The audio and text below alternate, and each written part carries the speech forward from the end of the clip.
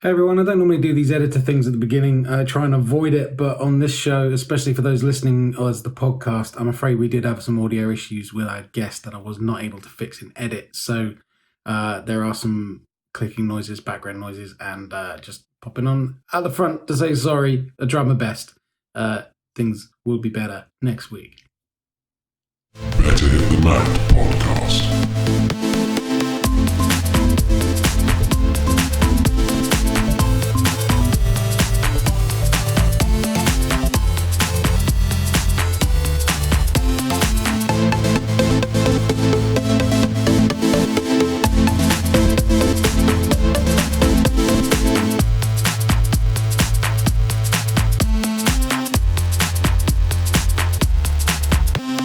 Hello, everybody. Welcome to episode 12 of Better Hit The Mat podcast, allegedly a fitness podcast. And we have just one thing to say to you, wonderful people. Merry New Year! Hey! Happy New Year! Cheers! Cheers! Or a Festivus, in case someone doesn't celebrate. Oh, well, there's... I'm not going there. So, we've all had a little bit of a break. Tom, the smallest microscopic break ever possible for anyone, but the rest of us have a bit longer off to sort of decompress. And yeah, I've been abroad, which was fun. I'm not going to go there, but yeah, it was good. What have you guys been up to? I know there've been a lot of workouts flying around. We didn't sit down and just eat chips, crisps. Right. Yeah, the people in the community really put in some work. We over at Transition Coach and Shamrock Fitness, we had three holiday workouts, and on December 20th, we had 81 people sign in for a Zoom class, Awesome. Which was absolutely incredible. Even I went. Yeah, that was awesome. Christmas Day, we had 36 people sign in, and New Year's, we had 71 sign in, and that's just the sign-ins. We also had families there, people with their kids working out. Friends were there. So I think on those days we were pushing towards, close to 100 people. Wow. And we even had a little special guest step in on a couple of those workouts. We had Ryan come in. Yes. No, we actually had Dallas pop in and just a Happy New Year. Yeah. And Merry Christmas and all that. So that was pretty sweet. Pumped us up. Live from the sauna. Yeah, I nicknamed him Satan Claus because he joked about being in hell because he was in his infrared sauna, so it was all very red. But yeah, it was. Yeah, well, what's funny about that is it was actually in the middle of my segment, and I was calling Road Warrior, and when he popped up, I didn't really recognize him, of course, because it was a red background, and and I looked over at Robin, and I kind of mouthed to her. I said, "This guy's mic is hot. Who is this guy?" And then all of a sudden he's like, I was like, oh, okay, here we go. Wow. Hot mic. That's awesome. And then you guys did over at Project Mayhem, you did a couple workouts.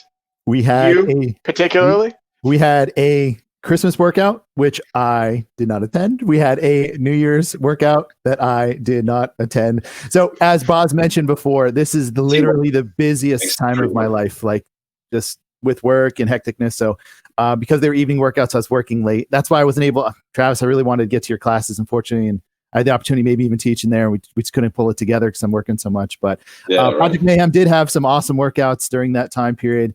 They were a little bit earlier, and that's the cool thing was that we saw in the community there was kind of a spacing out of different workouts throughout the day to kind of get everybody around the world. Wherever they were able to kind of get their workout in on Christmas and New Year's. So it's kind of fun.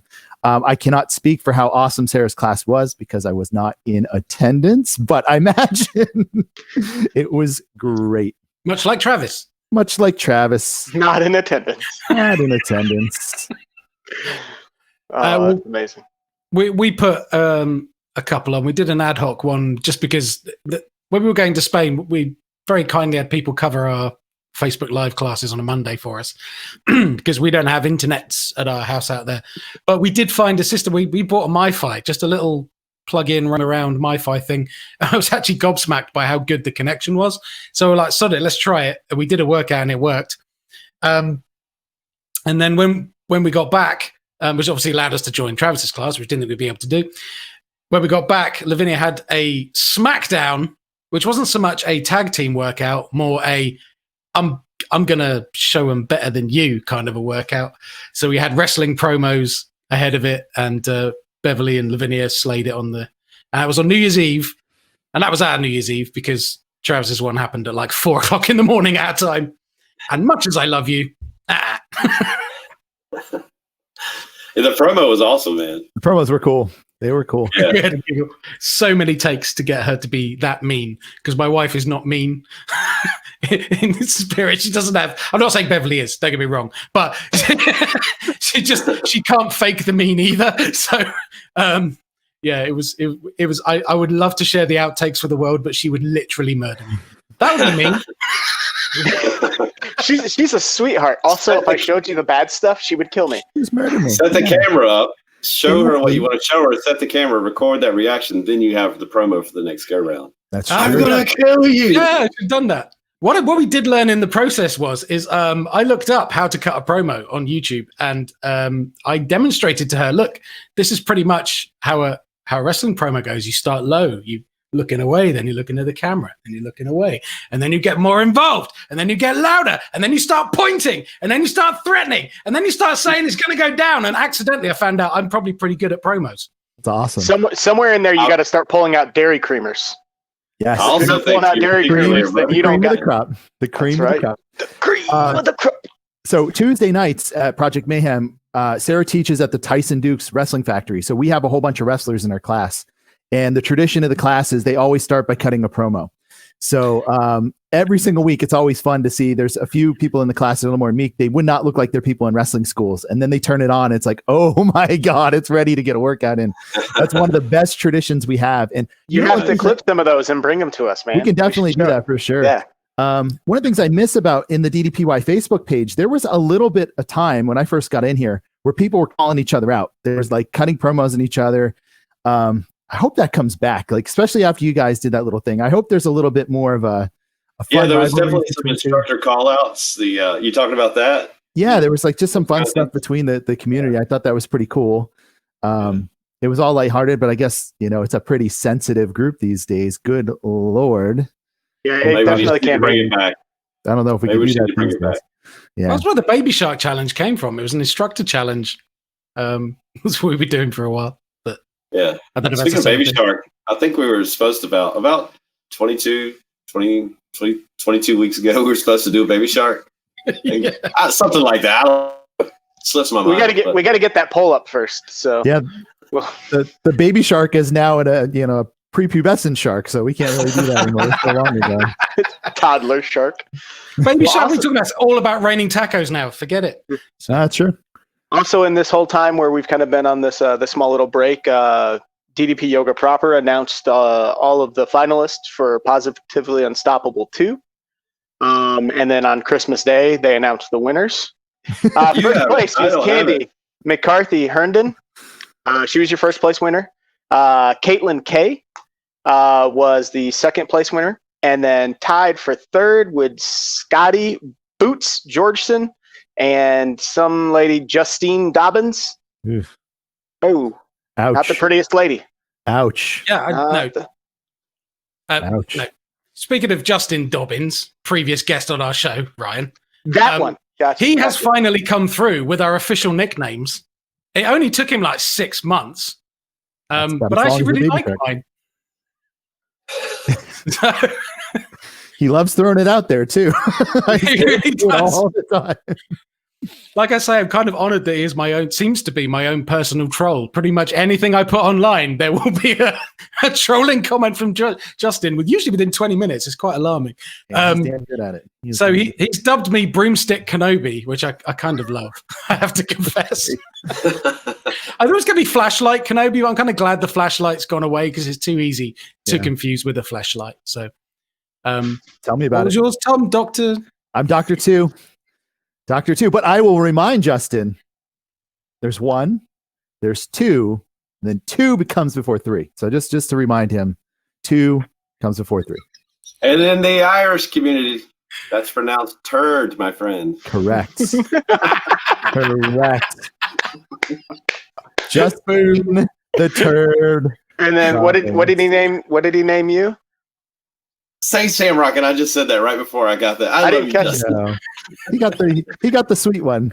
How does that work? And then he's calling me RFN. Not sure what that F stands for. I don't know. Fabulous. Sure. Ryan Fabulous Nichols. Funky. No, it's probably because I use the F word way too much, but I'm good with it. Oh, except when there's a fucking tally running at the top of the screen, you do. Hey, I doubled up, my man. I went up and over. Well, I think compared to a normal week, you were being well behaved. Yeah. And the less said about Tom, the better. Anyway. I mean, that was the point of it, right? The point of it wasn't to swear purposely. The point of it was to watch it out. But speaking of that, so we hit our goal. Oh my God. Yes. So now we're working with DDP Yoga Proper, working with Robert to get Abby paid for in full for the cert. And then there's a little bit of money left over to help her get her insurance and, some other supplies that can help her with instruction. So we hit our goal not only with our swear words, but with the gracious donations from the community. Yes, absolutely. Thank you, guys. Many thanks. And we're gonna make a video hopefully soon that we'll do a whole shout out to every single person that threw in, and maybe we can get like a quick little call with Abby involved as well. So cool. Yeah, we'll see Abby pull up in her new Rolls Royce with her fur coat on. I don't know what the exchange rate is for US dollars to British pounds, but I don't think it's that good. I heard you bought a castle. I'm just saying. That's what I heard. Yeah, they're just kicking around. There's loads of those. I got an email on third cousin to somebody who has a castle. I just got to send them 15,000, something like that. Oh, wow. That ain't bad, man. That ain't bad. You know what castles are worth these days? I know a guy. Yeah. I'll help you out with that.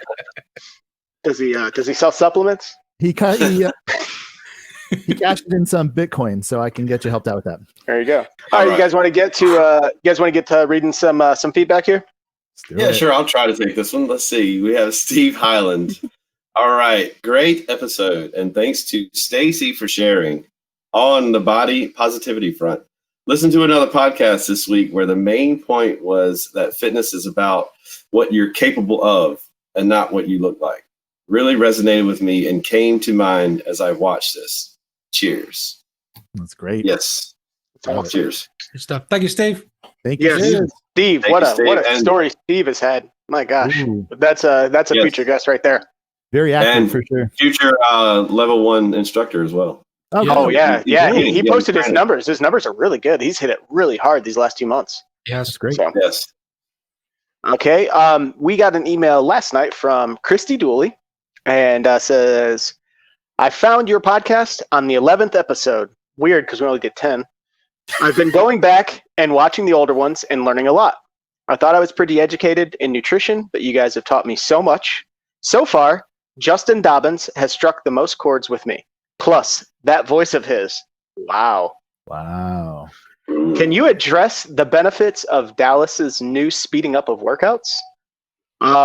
Well, first of all, thank you for checking it out. Thank you for going back and watching all that stuff. It's awesome that you found it, and I'm glad you're learning a lot. Tom's super smart. It's a good thing we got him. Justin Dobbins' voice is super sexy. That's the assumption. Oh man, silky smooth. It's Silky. Dobbins, Jason Sparks, depends what you like. and then Chris Flowers. Chris Flowers up there too. Stay tuned for Bedtime Stories by Justin Dobbins, brought to you by Better Hit the Mat. That's right. And then as far as addressing the benefits of Dallas's workouts, I don't know if you know, but Tom has been going through them pretty much one by one with the straps. Originally just arms. Now you're doing them with arms and legs. Correct. And I've actually spoken to Dallas directly about this question, so I can kind of tell you his thought on this. So his new thing is I had talked to him a couple weeks ago about this, and the new direction of the jacked workouts is going to be a little bit of a faster pace because of wearing the jack straps. It does initially raise your heart rate just because of having the blood flow restriction. So the new pace of the workout is going to be kind of the new pace of where he sees the workouts going from here. There's still going to be your beginner style workouts, your intermediate, your regular DDPY, but there's going to be an initial kind of breakout of all the workouts redone all the way from bed flex to stand up to the beginner, intermediate, and advanced workouts, all with the straps on. So with some of those workouts, you might see a little increase in the pace, and it's just to keep the heart rate going. It's kind of difficult because if you did it without the straps and just the speed, maybe the heart rate doesn't go up as much, but with the straps on and the speed, it does get up and stays higher. I know Bob's been working with them a little bit. I know Travis has been working with them a little bit. That's all things that we've noticed with the workouts, but we'll see. It's going to be interesting to see. Everything's evolved. When you guys have started with the YRG all the way up through now, you see how much things have changed. Even some moves have changed names. Flows have changed a little bit. So it's interesting to see the evolution of a system starting from 15 years ago, and maybe how long has it been? I should have paid attention to Relentless a little bit more. 2003 is when it really started to go in. But I mean, honestly, it feels more like if you go back and do some of the original YRG stuff, he's bringing back a lot of that into the Jack series a bit, not just in the presentation, but in the approach to it kind of has that weight room aesthetic, that vibe to it a little bit. Mm-hmm. It's definitely a lot more bro approach than some of the others. I think it's when it comes to pacing though, it'll really teach you to stay in that zone for a lot longer. You're not going to see the dips that you see in your standard fat burner. So right. So it'll be interesting to see where that goes for sure. Yeah. I tried teaching. Hey guys, we got a podcast recording here in a. I just got a note. Nice. Well, have fun with that. Thanks. And then we got one from a special guest, Tom. Special guest, one of our biggest fans, always keeping active in our group, Graham Vanook. And her comment was, Tom, I like the Christmas sweater you had on, episode 11, and I wish you all a Merry Christmas. Love, Graham. Now, if you guys want to know, every single thing that I get from Graham always says love Graham. So if it's a text message or anything, she always makes sure that she reminds us that it's from Graham. So she's speaking to the whole community. She loves us all. Graham, we love you too. Cheers. We love you. Cheers. Cheers, Graham. Probably drinking wine. What a sweetheart. The best. I know Boz perks right up as soon as he sees a message from her. He's like, oh, yes. Well, I perk up and then instantly feel guilty. I can't help it. Not at all. She keeps tabs on us all. She's like Santa Claus. Swears. You think I'd swear less as a result, but okay. And then we got one more thing from our was it infield correspondent Kenny Dunn? That's a good way to put it. Here we go. Here is this week's segment. Need to consume protein, or can our body produce protein on its own? We need to consume protein. Absolutely important. So talk about the rest of the macronutrients.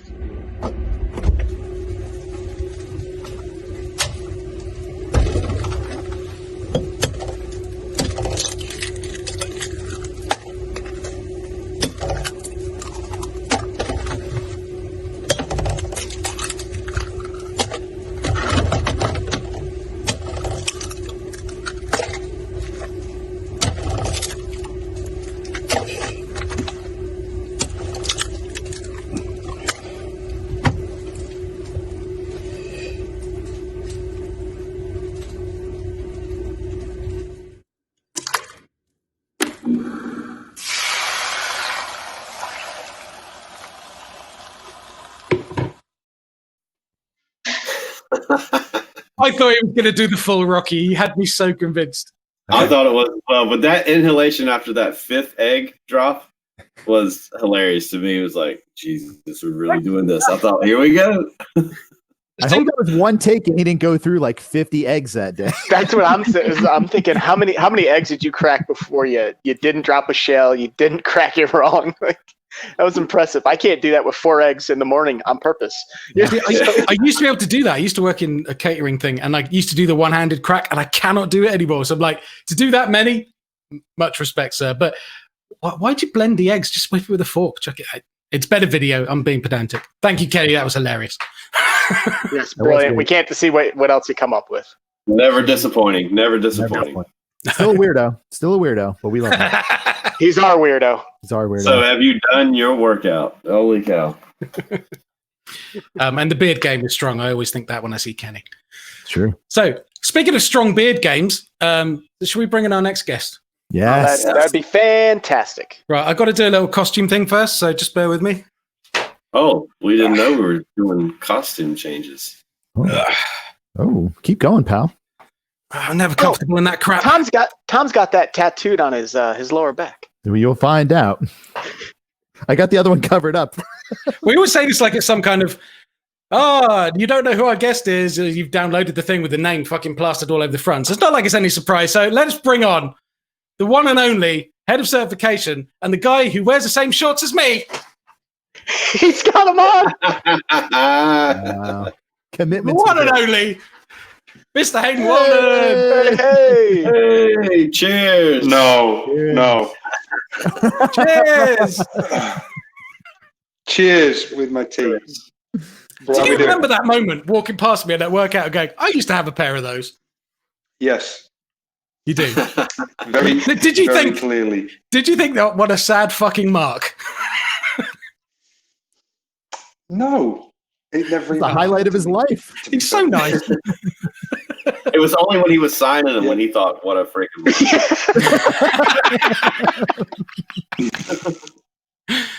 Well, thank you for joining us. I know it's obviously not the easiest thing for you to do and not the best time, but it's exciting to have you. Dude. It's fine. It beats doing the DDP Yoga radio show at 2 a.m. like I used to do. Oh wow! Yeah. Yeah, I was going to ask. Did you end up leaving that purely because of time, or? No, I stepped away because when I moved over and started running the PC, I didn't get any downtime. So literally, I was on a Wednesday. I was getting in from work, having done DDP yoga 3-4 times through the day, and then dealt with business side of things. And then coming home and having a very quick meal and going into an hour-long show, and then going to bed and getting up at 6 a.m. to start all over again. So it was just it wasn't conducive to a good mindset, let alone like my own mental health and well-being throughout the whole thing. I needed a bit of like coming home and switching off. So I stepped away at that point, and then obviously with everything that happened, I just kind of never picked it back up. Makes sense. Absolutely makes sense. I can imagine the time commitment needed to keep the PC going while still being an instructor and still taking on everything else, man. It's your life starts revolving around it nonstop. Yeah, 100%. And it was, I mean, don't get me wrong, I love doing the show. I loved every second of it. And I miss giving Mike Mullins a lot of shit. And that was a daily, if not weekly thing.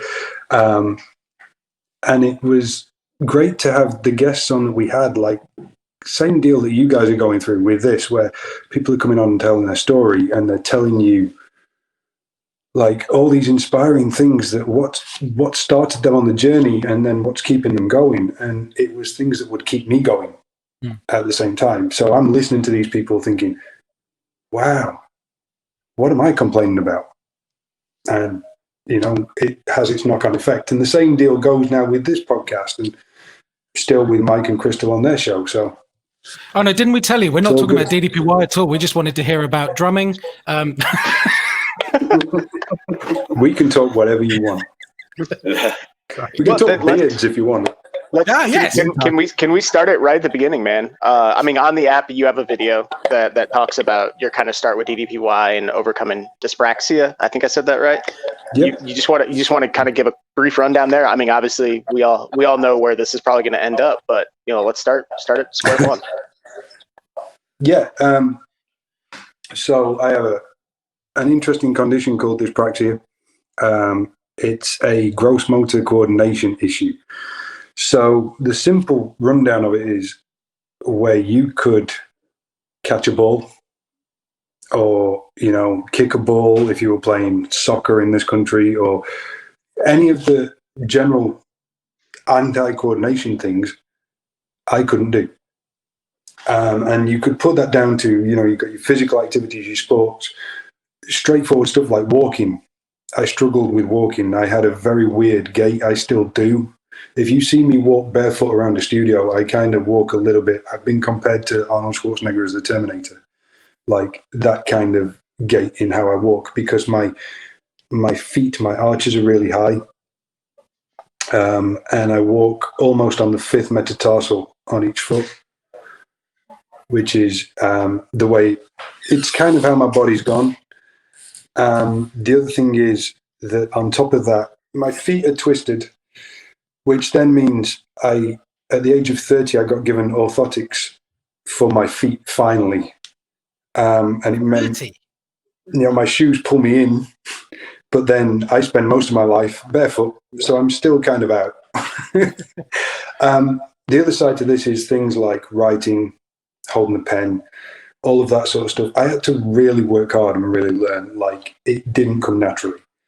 So through school, I didn't really have much in the way of aspirations. I was written off quite a lot.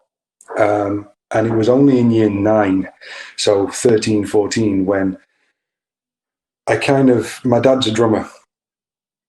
And it was, I'd grown up around drums, I'd played a little bit, but he came to teach at my school, and that's where it all started. One of the kids that had been a little bit of a pain in my ass for most of my life up until that point started having lessons. And we sat on the school bus one day, and he was trying to show me a paradiddle, and he was doing it wrong. And it drove me insane. I'd lived with my dad for 13 years of my life. I'd grown up around this man. I knew what a paradiddle was, and he's doing it wrong.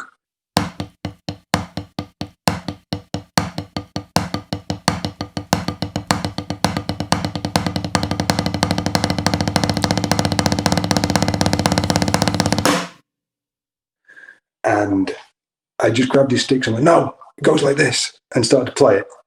And I'm doing a paradiddle. And I went home and told my dad I'd done this.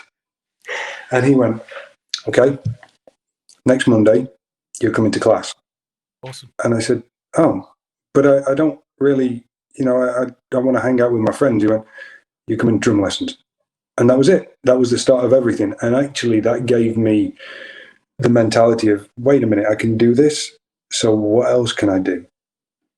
If I'm not supposed to be able to do hand-eye coordination, and all of my doctors and child psychologists and things like that are looking at me going, you shouldn't be able to do this, then what else can I do? Yeah, and can I just say, drumming if you've never tried to play the drums, they say men can't do 2 things at once. You have to do 3 or 4 things at once. And as a proven failed drummer, talking to a very successful, accomplished drummer who also has dyspraxia is pretty fucking amazing, I have to say. Yeah, but it's proven along the line to help with dyslexia, dyspraxia, all of those sort of, I suppose, spectrum elements. Even down to Asperger's and things like that. Drumming in particular, percussive elements, because it's not pitch related. It's rhythm based, and it's coordination based, and it can help you through life. It can help you gain other skills. So through doing that, just sitting and doing this day after day after day, I suddenly went, oh, I wonder if I can do a stick trick. Throw a stick, catch it. Now, what I will tell you is when I was drum teaching, for probably 10 years of my life, constantly through lessons, when kids were practicing and playing on the kit, I would be practicing throw the stick, catch it, throw the stick, catch it, throw the stick, catch it, to the point where I now can't drop a stick. Oh, wow. That's how many times I did it. Literally, if I'm going to throw it, I'm going to catch it. Nice. So it's a mental thing. It's literally, okay, you've told me I can't do this. Well, screw you, I'm going to work my way around it. Has that translated? Yeah. Like, if I threw you a football, would you catch it?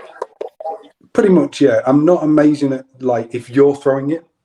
Okay. If we stood and did it for maybe 3 hours constantly, yeah, I'd get it. Okay. The do something video, the moment I catch the ball, that was, I think we did 5 takes, and I caught the first one, didn't catch the second, didn't catch the third, caught the fourth, caught the fifth. So that's a pretty good ratio. Yeah, if you're throwing it to me, there are times people will go, car keys, catch, and I'll go, I won't even flinch. I'll just let them fall on the floor because there's no point. Yeah. Because I end up doing this. I don't see it coming towards me. I just instant reaction of shock. Whoa. Whereas if I know you're going to throw it, I'm ready. I've got an idea of where it's going to go. you know. Well, then how did this all evolve eventually into DDPY? Through a misspent youth, a lot of abuse to my body, physical, and through, you know, touring and alcohol and things like that you do when you're a young musician. I enjoyed party lifestyle in my 20s, and then I also started Thai boxing. I had a bit of a fitness passion for a long time. I've always been a wrestling fan, always. So let's get that out of the way right now. I grew up as a Hulk Hogan, Ultimate Warrior, Undertaker mark. That's me straight through, okay?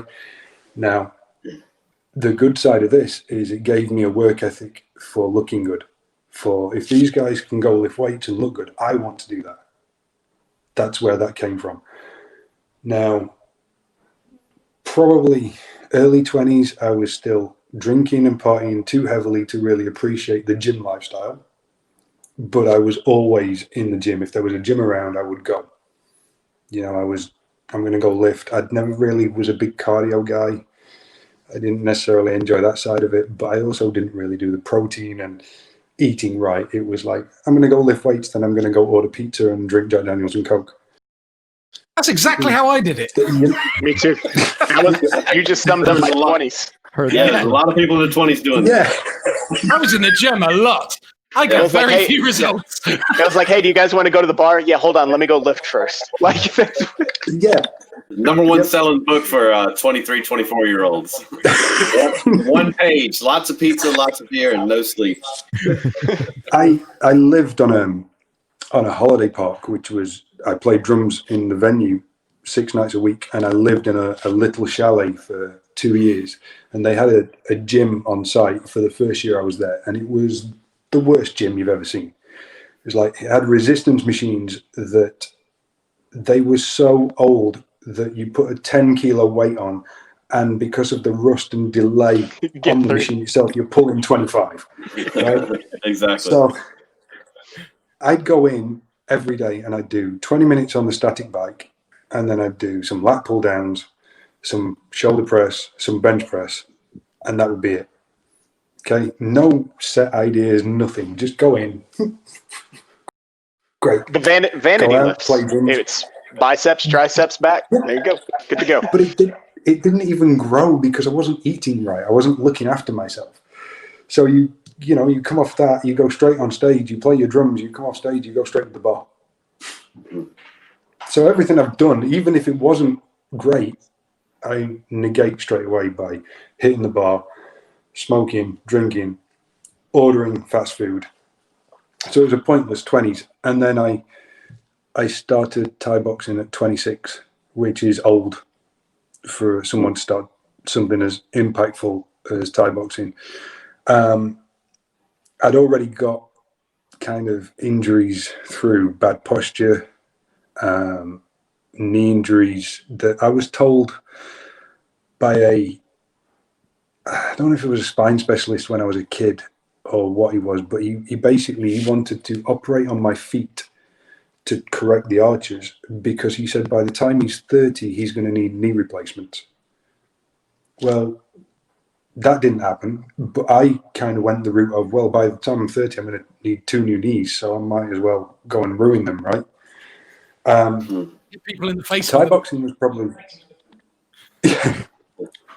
It was probably the best thing I've ever done martial art wise. I've done a few martial arts and I fell in love with it straight away, but it did break me down. I had numerous neck problems, numerous shoulder problems.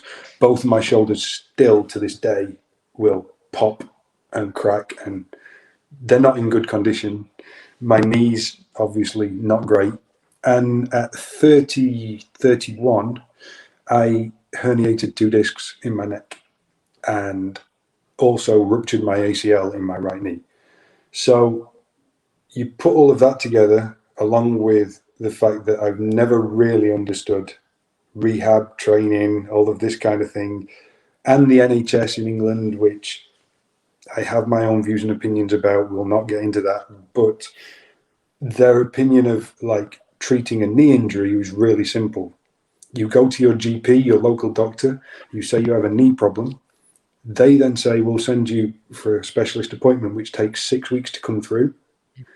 You go and see your specialist. 6 weeks later, he then says, I'm going to send you for physiotherapy, which it takes another 6 weeks. So now it's 12 weeks since you went to your GP, which was probably 3 weeks after your original injury. You turn up to your physio appointment and the guy gives you some minimal exercise to do and ultrasounds the area. Ultrasound only works on an injury within the first 2 weeks. He's treating it 15 weeks later. So it didn't repair the injury, it didn't solve anything. And I ended up looking for things to try and help myself. And at that point, I was doing silly stuff. I was trying to swim. And I'm not a very good swimmer, full stop. I'm going to change that, by the way, because I do want to do a triathlon, but that's down the line. Not a very good swimmer. I was going back lifting with a neck injury, which, if you know anything about nerve damage in your neck, you try and do anything injury lifting wise, all the way down. you're going to tear something. Yeah. What about C6, C7? Yep. Yep. Mine was C7T4. Yeah. So you Bingo. have that same deal. You try and lift something, it's going to go. It's going to give out on you. And I think I got to about 235 pounds and wasn't feeling good. Walking with a limp, minimal movement in my head, in my neck. And yeah, the rest is history. I saw Jericho talking about DDP yoga and thought I need to look this up, then saw the Arthur video and bought the program that day. And that's where it started, 2013. In fact, as we're talking right now, in about 2 weeks, my first post will come up on Facebook as a memory about me buying this program, or I think I shared the Arthur video or something. So yeah, it's crazy. Yeah, I explicitly remember you mentioning Jericho's return to WrestleMania as kind of like that. Oh shit! Look at this guy. Look at the shape he's in. Yeah, because I'd seen Fozzy in 2012 on tour, so I knew what life he'd been leading, and then he came back to the Rumble and Mania, and he looked incredible. Yeah. Like, how do you do that at 44? I think. Yeah, he just appeared on stage with Steel Panther and did a few cover songs, and I think he needs to start DDP yoga back up, man. He's falling off pretty hard. So, no offense, Chris, but let's go. I'll clip that and send it to him. I love that. It's all the bubbly. That's right. It is. It's a lot of bubbly. A lot of the bubbly. So you do DDP yoga, and then when comes the point where all of a sudden, I mean, hell, you ended up moving to America and taking a job with the company. Yeah. So if you've ever followed The Secret, or you are a believer in positive affirmations and manifestation of things, that's kind of how I've led my life. And I'm going right back. I can sum this up really quick. I said at the age of 14, I wanted to be a big, rich rock star. I literally wanted to be signed, playing stadiums, etc., etc. I got offered that gig at the age of 24, and I turned it down. But I got offered it.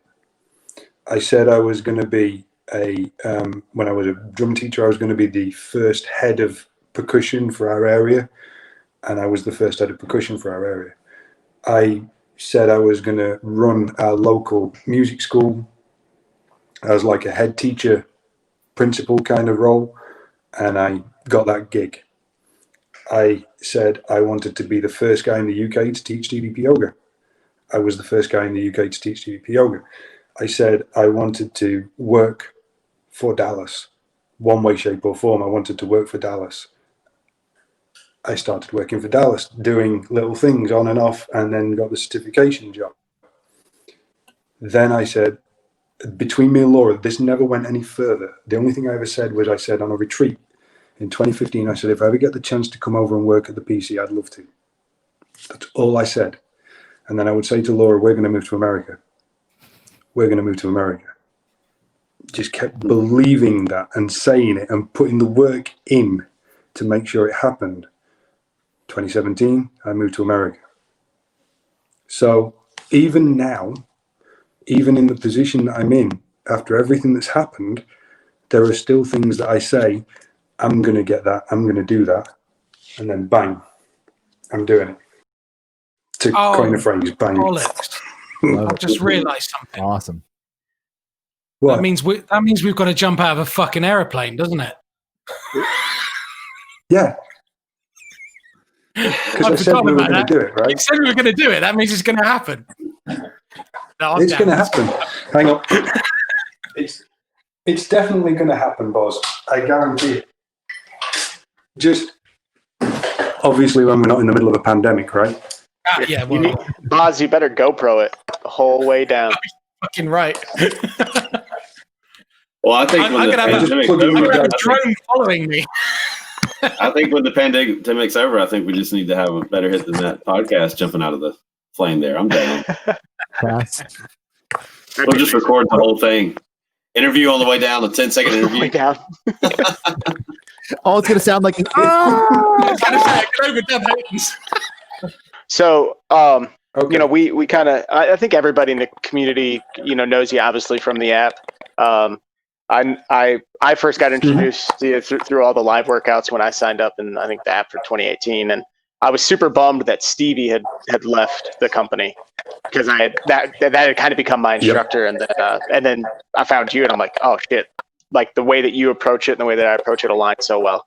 And then you kind of start, like you say at the end of every workout, like, hey, hit me a message on Facebook, shoot me, you know, tag me, anything. And I did my very first workout. And the first thing you did, you were the very first instructor to ever message me back. And you said, that's fucking great. Keep going. Awesome. And that right there, like that was on January 2nd, January 3rd, I did another one and another one. And so like that stuff, like, I think like it's so imperative. Like your visibility in the community, I think has been so huge for so many people. Yeah. And it's been inspiring. I'll just jump in and say that it's funny you say that because I was actually going to say I took a hiatus from the community over the last sort of probably 12 months, really. Not from the job, not from the company, just from the community in general, because with everything that I've been through, I just needed to kind of re-find myself and get where I was again. But there are still, you know, I get Twitter messages every day. I wake up every day to someone tagging me in a Gator Country workout, or, you know, there's this guy out there, I think it's called Burn the Boats or something. Never heard of him. Tagging me and things on Instagram. No idea who that is. Just for the record, I have hit 44 Haydn Walden workouts in the last 28 days. So, jeez, are you not tired of my accent? You don't need jack bands, man. You just need some Gator Country. Oh boy. Amen. He recommended one of them to me. How did that go? That was good. I had him do the 6-25-19, the one that I said's like basically Gator Country and Red Hot Core. That's what I did right before this. Yep. Those Russian twists, dude, you're an assoul. Holy cow. I am.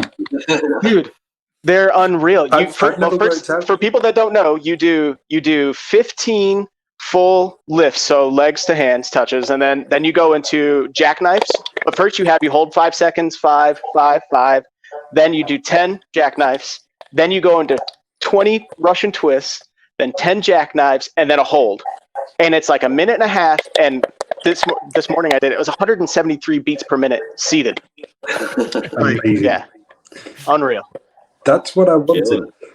So, firstly, I've never worked out to myself. All right, one thing that I've never done. I've never gone back and self-critiqued. I've never gone back and sort of watched a workout until last week, and that purely came about because we were toying with the idea of like doing a workout, and I said I don't want to call a workout. It's every time me and Lucy work out, I have to call it, right? And I was like, I just want to break. I want to work out. I hate doing that. I said, let me put something down on the app. I said, who do you want to work out with? And she went, you. I was like, no. She went, go on, put one of yours on. Oh man, okay. So I put Gator Country on, and I called myself an asshole more times than I care to mention through that workout. Like, Well, the first, what was I first rule of thinking? Fight Club, right? You kick your own ass. Massively. Well, that's what, like every time somebody says like that they want an intense short workout, the very first thing I do is I search Gator on the app and it shows all three. I screenshot it. Now I have it saved on my phone. I say, just do these. And if you can, try and do them back to back to back. It's an hour and a half, but I will take that hour and a half over double black diamond any day. It's so awesome. Oh my God. Is the first Gator Country the one where you salutations, what kind of stuff, you never go to the mat? So No, that's Harrier Jet. Oh, okay, right. Because which I did the other day as well. And that's also, again, what was I thinking with that one? Well, yeah, the first time I did that one, I actually did myself an injury. So I was just going to say, disclaimer, if you do that one, make sure you're in pretty peak physical condition, because I wasn't at the time. And I was getting a bit big for my boots, and I probably shouldn't have done it when I did do it. I think with some of those workouts, not just me, but with some of the red ones from like me, Christina, anyone that's not Dallas, I think there's an element of we've all gone in and gone, right, can we outdo him? Like, can we do something that's going to make everyone go, wow, that's hard? I know when I did Harrier Jet, I'd been doing a lot of Brian Kest at home. And I noticed that one of the things that he did in one of the workouts was he went down in Chaturanga, held it, and then came up into up dog and then back. And I was like, that's beautiful, because that would work with slow burn push-ups. So that's where it came from. Yeah. And you don't touch the floor. So there's no rest on the pecs. There's no rest on the shoulders. It's like, it's a full workout all around here. And then the Mighty Macy workout, as I refer to it, I don't know what date it is. Now it's hard. It's on the app. It's hard and heavy technical. But yeah, that's the one. I loved that workout, by the way. Yeah, I do, and I can remember it almost word for word. I think probably it's ingrained for what it is for me. But it went longer than I intended it. But there was a big part of me going, I'm going to try something different today. I'm going to just see if I can twist things a little bit and see how far I can push myself on that workout. And it worked as far as workouts go. And that's kind of what's nice when you've got all these other instructors going on the app and, you know, you're doing your live workouts on Facebook. You get your own twist thrown in to what you're doing, as long as it's within the constraints of this is DDPY. Okay? Right. This is what we're doing now. And I'm not going to go and vary it that much that you're going to get confused with P90X or Insanity or any. It's DDPY. But you can put your stamp on it, right? And that's the beauty of doing these things. And it's nice to think that they're there forever. You know, the likes of you, Ryan, doing Gator Country every day.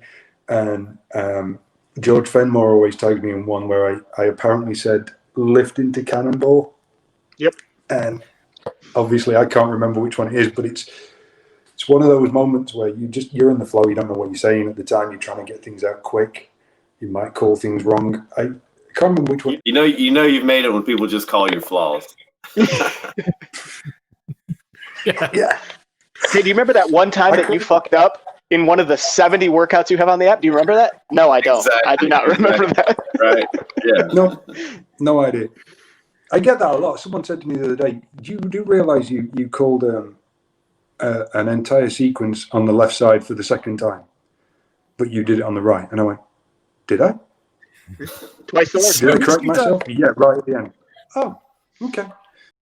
Can I just say for the record, not every fitness system does this mirroring thing that we do. And one of the hardest things to learn to do as an instructor is to raise your right hand and actually lift your left. Yeah, basically stage left, stage right. Yeah, it's not fun. And where it really fucks you up is like, for me, where it became evident was I was on the stage at the PC at the summit, just as one of the background people working out. And I was next to Dr. Marcel. And he just whispered across to me, your other left. My brain, if I'm teaching, Right is left, left is right. If you're teaching me, I do the correct side. So if I'm doing an app workout, I do the correct side. So somebody's on the stage calling it. They say, lift your left hand. I lift my left hand. But I'm on the stage. I've got to do the same as them. Oh, God, it took ages to reprogram. I always stay in instructor mode. So if I'm even running an app, I'll still do opposite side. Yeah, I do. That's what I do, too, with the Zoom workouts. We did 2 retreats, 2014, 2015, and the running joke between me, Liz Collins, Steve Doyle, and Christina was we would all call each other out and go, instructors left or instructors right, because one of us at one point or another would fuck it up.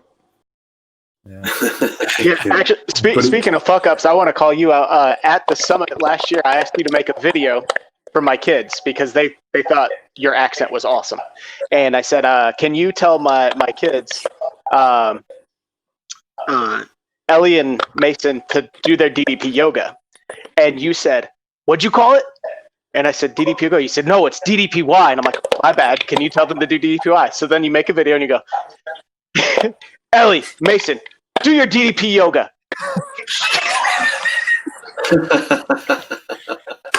Okay, you still got that video, that's going in. Yes, sir. Ellie and Mason have been told you've got to do more DDP yoga. All right? Get on it. Yeah. So, and I didn't correct you. I'm like, yeah, he took the time to do it. I'll leave it alone. Yes, I do have the video. I'll send it. But my kids were so stoked. Like, you're more important to them than Dallas. Like, Dallas came in on the live workout the other day, and they're just like, hi, Dallas. Like, Hey, what's up, bud? yeah. Oh, that's brilliant. See, anything that happens at a summit, I'm really honest and say, if it's involving me or Garrett particularly, we've done 3 of those, and I can tell you by the end of day 1, we're fried. Yeah, that's what he said. He said it's absolutely exhausting. Yeah, completely. And I remember the very first summit going back after, I think it was the second full day, 2017, we went back to the PC to clean up, and it was me and Garrett, and I think Steve, you was there, and Dallas walked in to pick something up from his office, and it was like 9:30 at night. And he walked in and went, what are you guys doing here? We're like, we're tidying up. Oh, okay, cool. See you later. And me and Jim like, yeah, great, as we're sweeping the floor in the PC, like getting it ready to look smart for 6 a.m. tomorrow morning, and exhausting days because there's no downtime. Sure. And, as the community is phenomenal, but everybody wants to talk to everybody else. And when you're also in that position of being like, I'm trying to organize this and put these classes on and make sure this instructor knows that they're teaching at this point, and that guy over there has come up to me and said he needs to know a modification for this, and so over there wants to talk about that, and someone needs to know about the certification, you suddenly realize that that was me. I am completely blown right now, and I need 6 coffees before I can even contemplate like going on stage to teach or talk to anybody. But they're so rewarding, and that's the bit. You do these summits, you have this amazing weekend. And for me and G, we've always said the same thing, that it didn't matter how exhausted we were at the end. It's the rewarding element of watching people go away so inspired and so like proud of the fact they made it that far. Oh, yeah. It was like hitting a line of cocaine, man. Like the minute you get there, like everything was just like amped up, and then you leave there like ready to just destroy the world via the mat. It's crazy. Yep. I'm glad we're talking about this because I have a summit story, because I saw that on your face, Haydn. So there was a bunch of people talking to you, and I could just see in between, right? So you're just the most affable guy. You were being so nice to everybody. But I tell in between, your head just kind of was just like, calm down. And then the person next to you comes up is like, hey, I'm back to being Haydn, right? So I was like, I'm not going to bother. So I was just standing there by myself, and guy walks up next to me. It's you. And he's like, hey, Tom. And I'm like, how do you know me? So it was an awesome experience. I was like, I don't know how he knows me. You knew my name. We finally got a chance to talk, but I was like, I could just tell, like, I'm so glad I didn't bother you when you did that. But that meant the world to me, because I was like, shit, man, this is awesome. So yeah, it was a really always kind of my aim to try and speak to everyone if I could. And I know I didn't get around everybody. I know that for a fact, because there were, like, not only is it a lot of people, but also a lot of instructors to deal with and a lot of classes happening. And, you know, I'll say it now live on this, that if you were there at any of the 3 summits and I didn't get a chance to say hi, don't think anything bad of me, don't think anything bad of you. It was just circumstantial, because I tried my hardest to get around as many people as I could in those situations. Really, I think 2019, the last one, that was the one where headspace wasn't quite where it should have been. There were a lot of other things obviously going through my head at the time. And also, to to quote Josh McAdoo, who, whether he gets a bad rap or not, is one of my dearest and nearest friends. He said to me on the first day of the summit, I stood on stage and I think a line of people came in and were jumping up and giving me a hug and being like, "Oh my God, I can't believe you're here." And someone jumped up, gave me a hug. And as they hugged me, their head went over my shoulder. And this, I think it might have been a lady, she just went, "Oh my God, Laura's here." Let go of me, ran off to hug Laura. And he said, "You're like the biggest celebrity in the DDP yoga community until Laura walks in the room." And I was like, "Yep, that pretty much sums it up right there." Yeah. It's an easy And that fix was for that one. Yeah, most honestly, she talked to me about my transformation longer than any other person at the entire group, more than Dallas, more than, I mean, outside of the video they did, but like, she sat and looked at every single one of my pictures. She talked to my wife and I for almost 15 minutes without ever even knowing each other. I obviously knew her, but what a beautiful soul, man. It was and just completely. Yeah, really accepting and kind. Now, we Massively didn't want you to have to sort of relive everything, but like, I know you like things to be in context, so maybe not the full story. Do you want to fill in people who might not know, basically? Yeah. So the how long have we got? Exactly. We got as long as you've got, man. I know for a fact you don't really have a Cliff Notes version of this, but I also don't want you to have to do the long version. No, and the interesting thing is now, as I'm about to talk about it for the first time in probably a year on a podcast situation, my headspace right now is so much different to where it was. So in 2016, Laura and I, we'd met in 2010. We were married in 2014. And in 2016, we were in the process of trying to move to the States. We were applying for different visas and things, and we found out she was pregnant, which was a complete shock to both of us because we'd been told we couldn't have kids.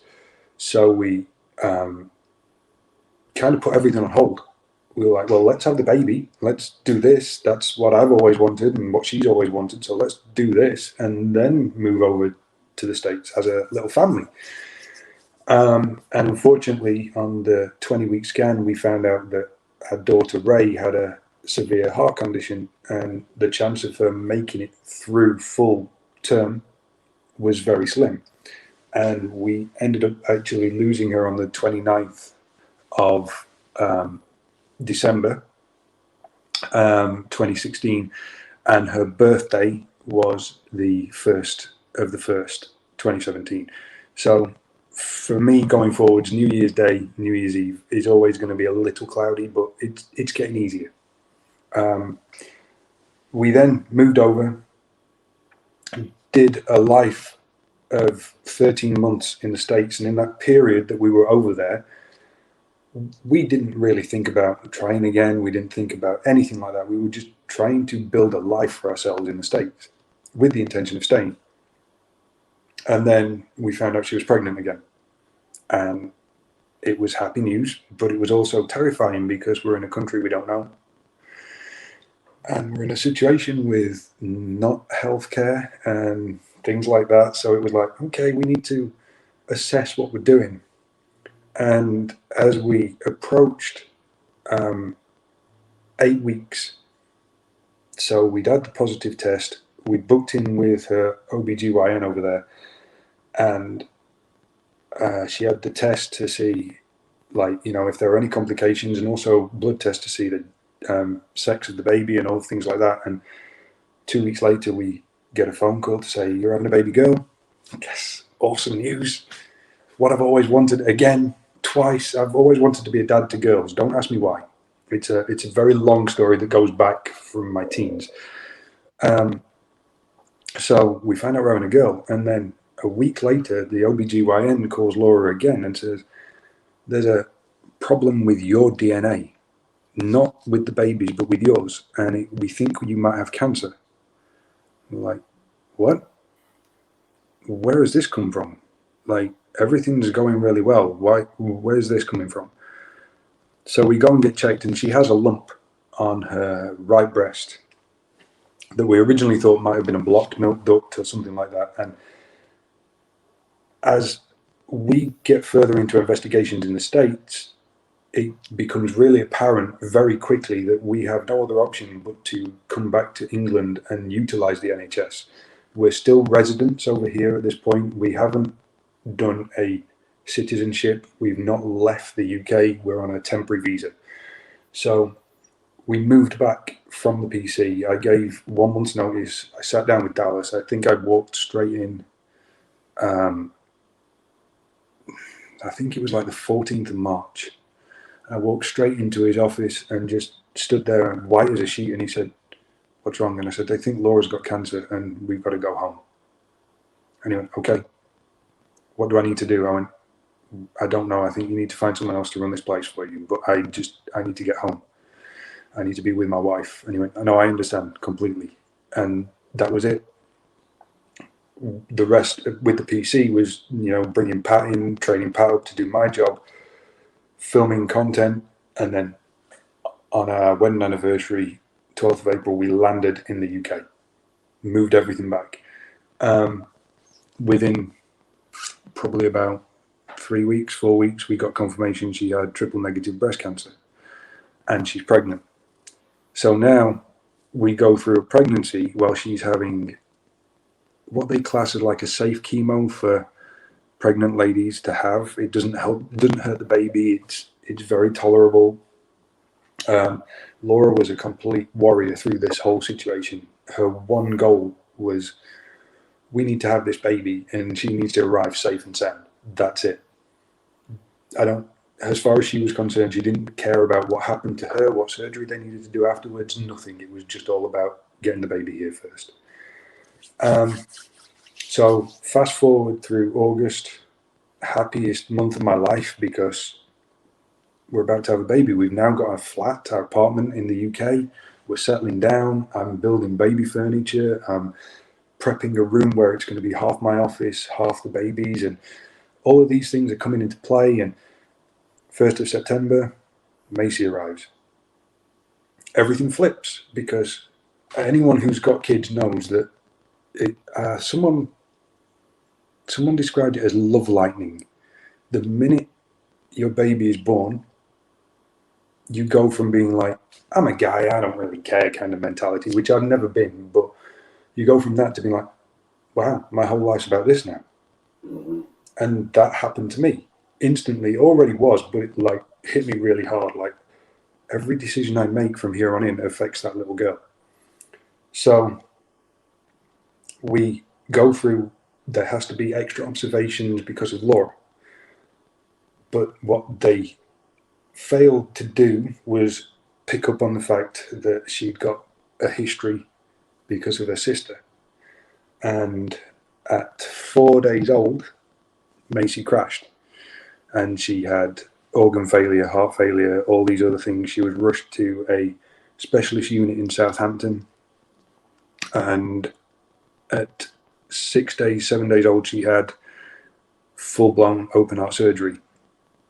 She had a very similar defect to her sister, and they corrected it really, really well. The problem was that she had been through so much trauma that she only survived another 14 days after the surgery. So on the 20th of September, after the 1st of September being up here, and everything's incredible, and it's about this little girl. On the 20th of September, everything changed. Everything changed dramatically for me. And if I'm being honest, that's the one part that I can say I can't shift, I can't get over, I can't move forward from. Losing your daughter, firstborn daughter, Ray, as knowing what was going to happen, it's cloudy, it's horrible, but I can live with it, I can deal with it. Watching Macy go through open heart surgery, watching her come through a recovery, be put on life support, be told by the doctors, we don't know what's going to happen, she's really fragile, and then seeing little glimmers of light over those 14 days, and then her taking 10 steps back, and then a little glimmer of light, and then getting that phone call at 8:15 in the morning saying, you need to get here now, she's not doing very well, only to be told that they don't think she can survive another few seconds, and then she's gone. So the whole world crashed for both of us within that blink of an eye. And the knock-on effect of that mentally for both of us was incredible. It took a strain on us as a couple. It took a strain on us physically. But the other side to this that underlying is Laura still has cancer. So we still need to think she's got to have treatment. So now we go, 20th of September, we lost our baby. 21st of September, the hospital are calling her, trying to book her in for a surgery to have her breast removed. And we're arguing with them saying, we need to have the funeral. And no, we need to get that cancer out of you now. So we fired straight into basically going from losing the baby into a mastectomy, and then into Macy's funeral 9 days later again. So over the course of a month, we lost Macy. Laura had a mastectomy and a full reconstruction, and then we had Macy's funeral, and then they wanted to start chemo again. And at this point, I lost my shit. I was like, we haven't stopped. We've been to hell and back. We haven't stopped. Can we just get a break? And I had to speak to her oncologist and just say, I need to take her away. I just need a week. Like, just give me a week to go away and do something else, just to put everything behind us. Because we'd also had, a lot of people don't know, we'd also been put forward for fertility treatment after everything. So they were pushing all these things on us, like, you've lost your baby, here, go and have another one. Go and have another one. It's like, my head was going to explode, and it was just not good. So the simplest answer was, you don't want to start chemo until mid-December. Give me a date. And he said, at the latest Christmas Eve. I went, I'll have her back by the 14th. He said, why, where are you going? I said, I booked tickets to America. We got on a plane. We flew to the States. We did the DDP Yoga Christmas party. We mixed with our family and friends over there. And it was probably the first time since losing Macy, either of us had been ourselves in that time. And then you go through January, which is where I discovered finding calisthenics and other things to work out with. And Laura was trying to get back into work, but had to do more chemo. We came out of that middle of March. She's given the all clear. I do this because they didn't test. They just assumed the all clear because they'd done all the chemo, they'd done the surgery. So you're clear. Hopefully we won't see you again. We come over to the States. We do the summit, which is where I met you guys. We had a great time. Laura flew back probably a few days after the summit. I stayed. I did WrestleMania with Garrett and Dylan and Nathan. We were doing WrestleMania 35 in New York. We did WrestleMania. And while I was in New York, Laura was ringing me and going, I'm not good. Like, I'm getting stomach pains, like abdominal cramps. And she started with it at the summit. But we put it down to anxiety because of the amount of people that were like, you're a warrior, you're a hero to her. And she couldn't cope with it. So I kept saying, my mum's medical, so we kept calling her up and saying, ring the doctors and get an appointment. And she went to the first one, they turned her away. They were like, yeah, it's nothing to worry about. Went back to another one, and it wasn't a regular doctor. And he looked at her notes and went, so you've just had chemo. They told you you're all clear and you're getting these pains. I'm going to do a blood test for you on Friday, and we're going to push it through. We'll have the results by Monday. I was like, that's good, but not good. Mm-hmm. So Friday before Mania, she had the blood test. I do WrestleMania. On the Monday, I'm flying home. I get up, New York time, in time to call her as she's supposed to be leaving the results appointment. And her phone rings off. And I ring again. And over the course of the next half hour, I'm like, no UK doctors keep you in their room for an hour. This is not great. So finally, I'm sat just on this ledge by the elevators in the hotel we were in, and she FaceTimes me, and she's in absolute floods of tears, and she only says 2 words, it's back. That's it. And I sat for probably about 10 minutes listening to her tell me all these things that they were saying, like cancer levels were through the roof, markers CA125 it should be below 40 and it was over 400.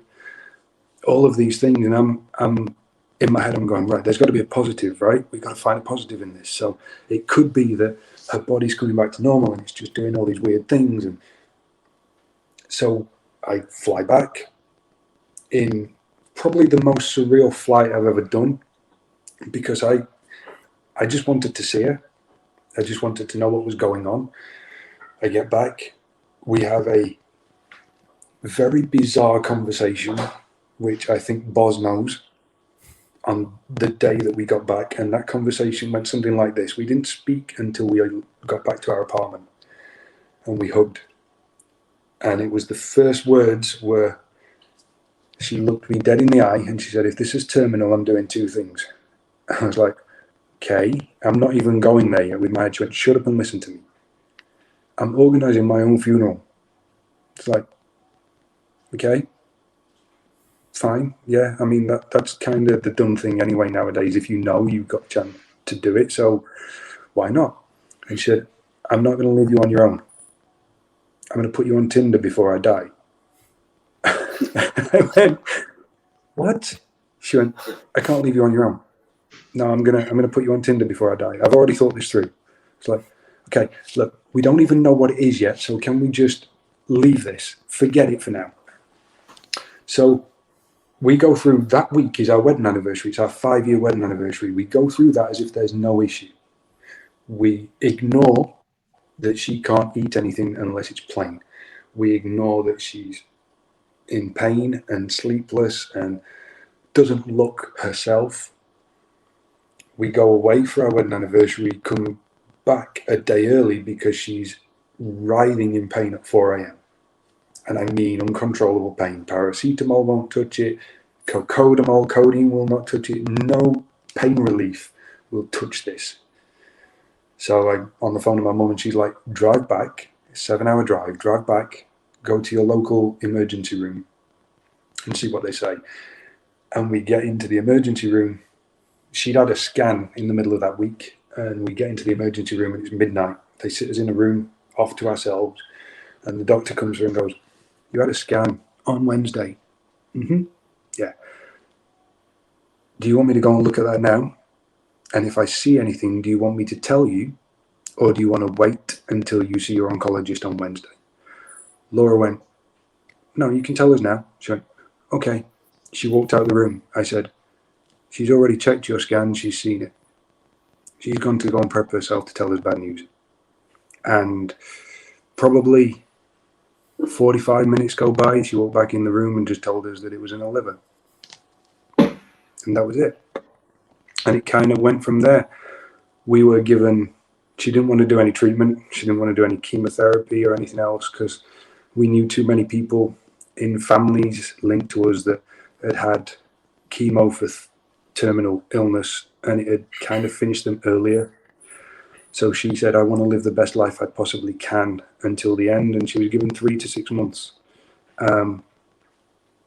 She went for just under 2, which was a very tough 2 months, to say the least, because in that period I went from I'm grieving about my daughter to I'm now caring for and grieving for my wife while she's still here.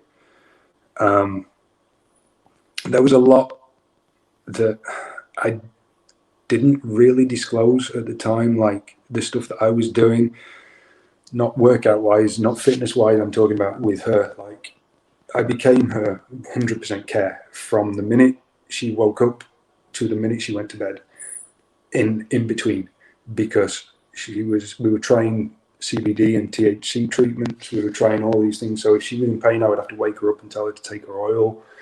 If she was not eating, I was prepping her food. My morning routine started really well. Like, it would be get up, DDP yoga, prep Laura's food, wake Laura up, feed Laura, shower Laura, eat. That would be my morning routine. But it turned into prep Laura's food, wake Laura up, shower Laura, eat. I hadn't done any DDP yoga. I hadn't done any working out. Because slowly but surely my energy depleted to the point where all I needed to do was put everything into her. Make sure she was comfortable, make sure everything was how she felt it needed to be day to day. Up until the point where she moved into hospice care, probably about, I think it was the 28th of March, 28th of May. It was the day the Russells and Garrett landed over here, because they all made a trip to say their farewells, which was beautiful. All those pictures were awesome. Yeah. Awesome. And you know, it's there's 2 phenomenal pictures from that period. Both I despise to look at because of how sick Laura is. But the stories behind them both are so personal and beautiful. And obviously the first one is the tea party with the Russells and Garrett, because they'd never done an English tea party, and we got to sit in the garden at the hospice eating cake and drinking tea. Like, how more British could you get? Very British. And then the other one was the Saturday before Laura died. I suddenly realized midweek that we had 4/5 of our bridesmaids in the area all at the same time. I was like, is there any chance we can do a bridal party reunion on Saturday? And there was only one bridesmaid who couldn't make it because she wasn't feeling well. So we had 4 bridesmaids, plus me, plus one of my ushers, and I can't remember who else. There was a few others there, but we managed to get a wedding party kind of photo with the girls, which was outstanding. And yeah, if as sad as this conversation has gone, if you could plan, you know, if you were given a terminal illness and you could plan how you were going to go, she did that. She had everything worked out. Right from the minute they said it's back, like from the moment that doctor told her cancer markers were through the roof, she planned the whole lot right through, including her funeral and including me, including how I am now. I guarantee you that. She still has a play on everything right now. And I know there's people out there that are going to go, he's crazy. But trust me, I have my ways and I have my means. But yeah, she planned the whole lot. And I think my advice to everyone would be, if you get the chance to do that for your other half with your funerals and stuff, do it. Because it's your funeral, right? It was exactly how she wanted it to go. Boz can testify to that because he was there. It couldn't have gone any better. She made a room full of people who were absolutely crushed and distraught and just at a funeral laugh out loud on the video that she recorded, a week before. Yep. She, just an incredible person. Yep, completely. So, you know, it has been those 3 years, 2.5 years, were incredibly tough. And, you throw into that we moved country twice, as well as coping with everything else that went on. It's been to come through the other side of it. I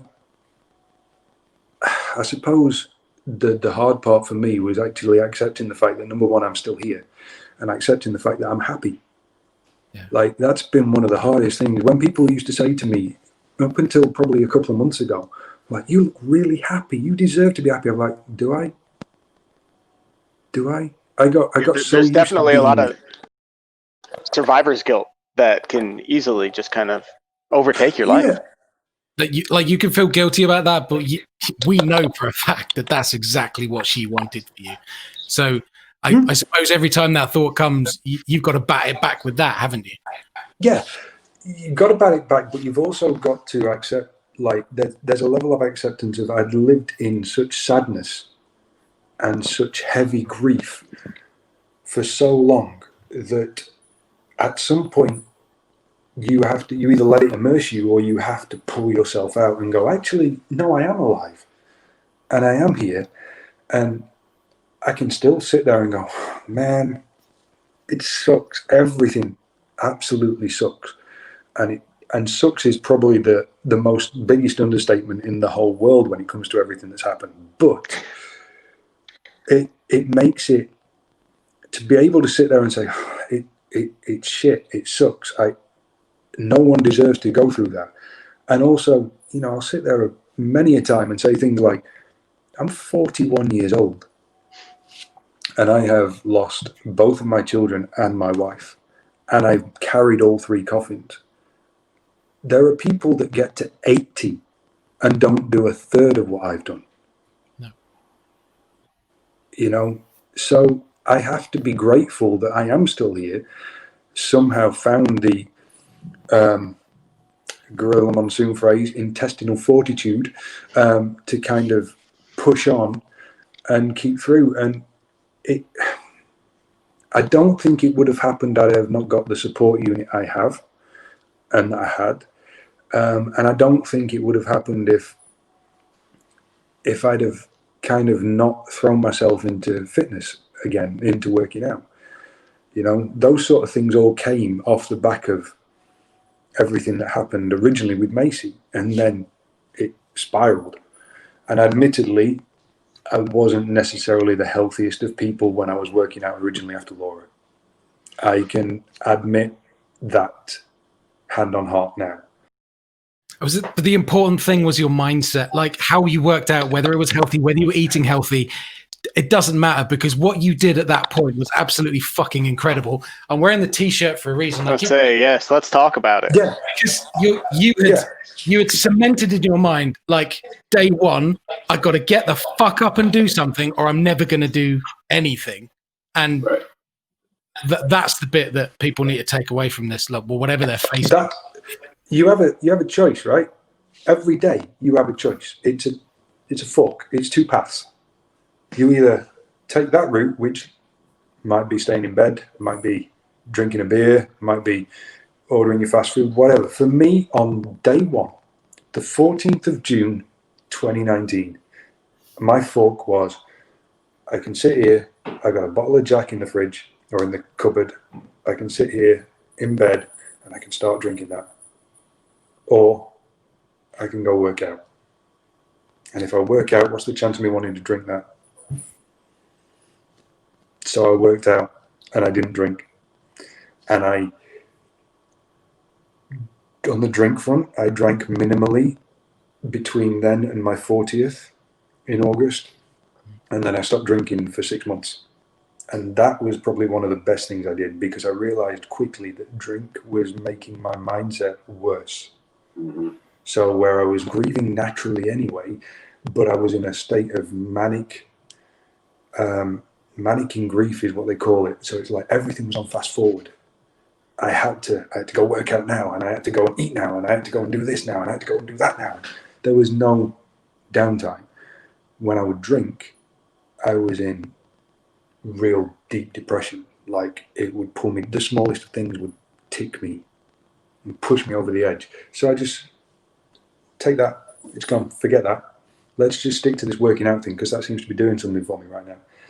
So with me, the true mentality is that everyone uses like the comparisons. They'll say things like, "Oh man, you read too much Goggins," or you pay attention to Jocko too much, or things like that. The truth of the matter is those guys resonate with me.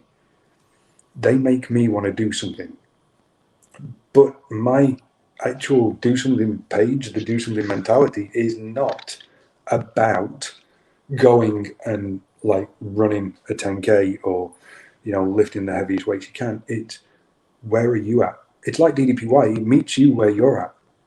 So if you're suffering with severe depression and you can't get out of bed, then your do something for that day is just to get out of bed and clean your teeth, put on some fresh clothes, and maybe go for a walk.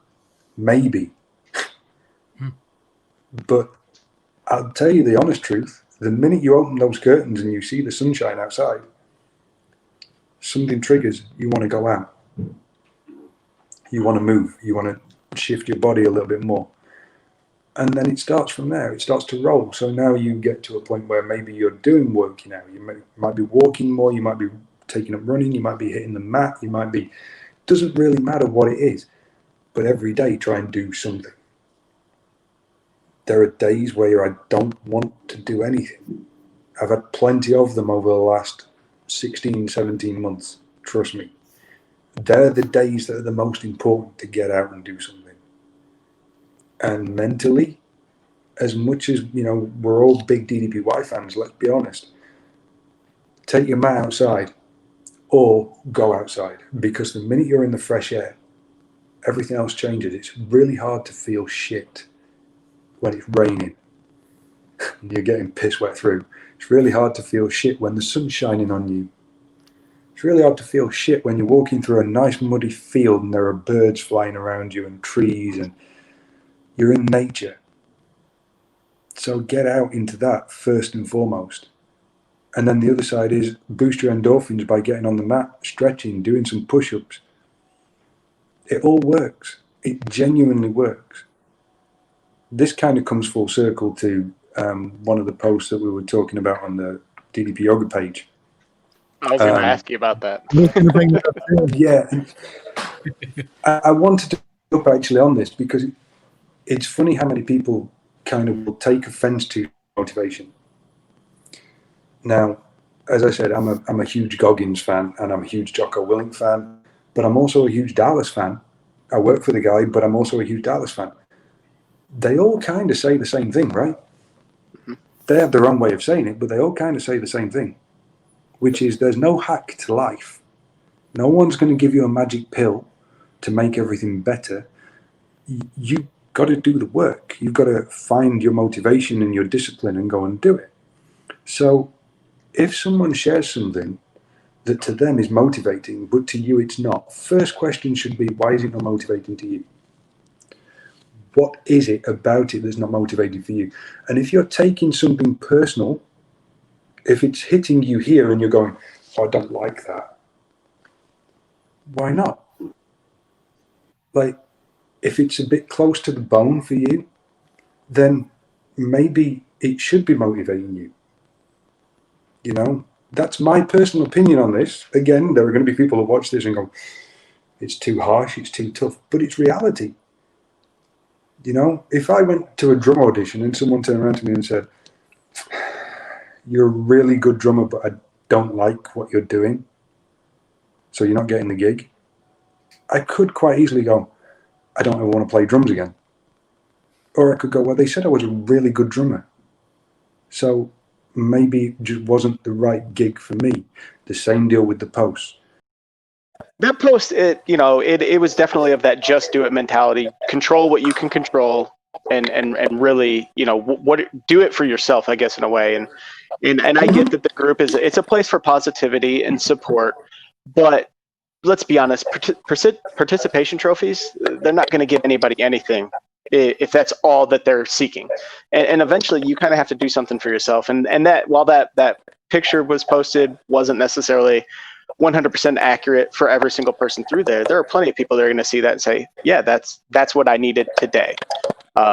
I'm in a shit situation, and that pulls me out of it. And for me, that stuff doesn't necessarily work. But I love that you comment and you're like, believe me, because people want to come in and say, well, it triggers me or PTSD, and the first thing you said is, I have all the reason in the world to be upset with it. I have PTSD. I'm clinically and officially medically diagnosed with PTSD, as well as obviously depression because of everything that's happened.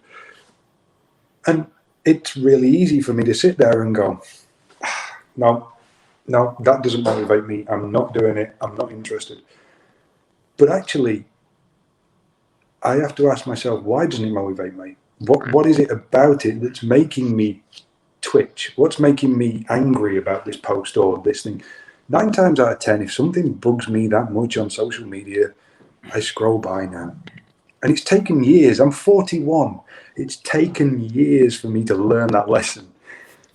But occasionally there are things that I see, and I actually agreed with that post 100%. I thought it was very motivating, but I would have also commented if I had not found it motivating, because it was motivating to some.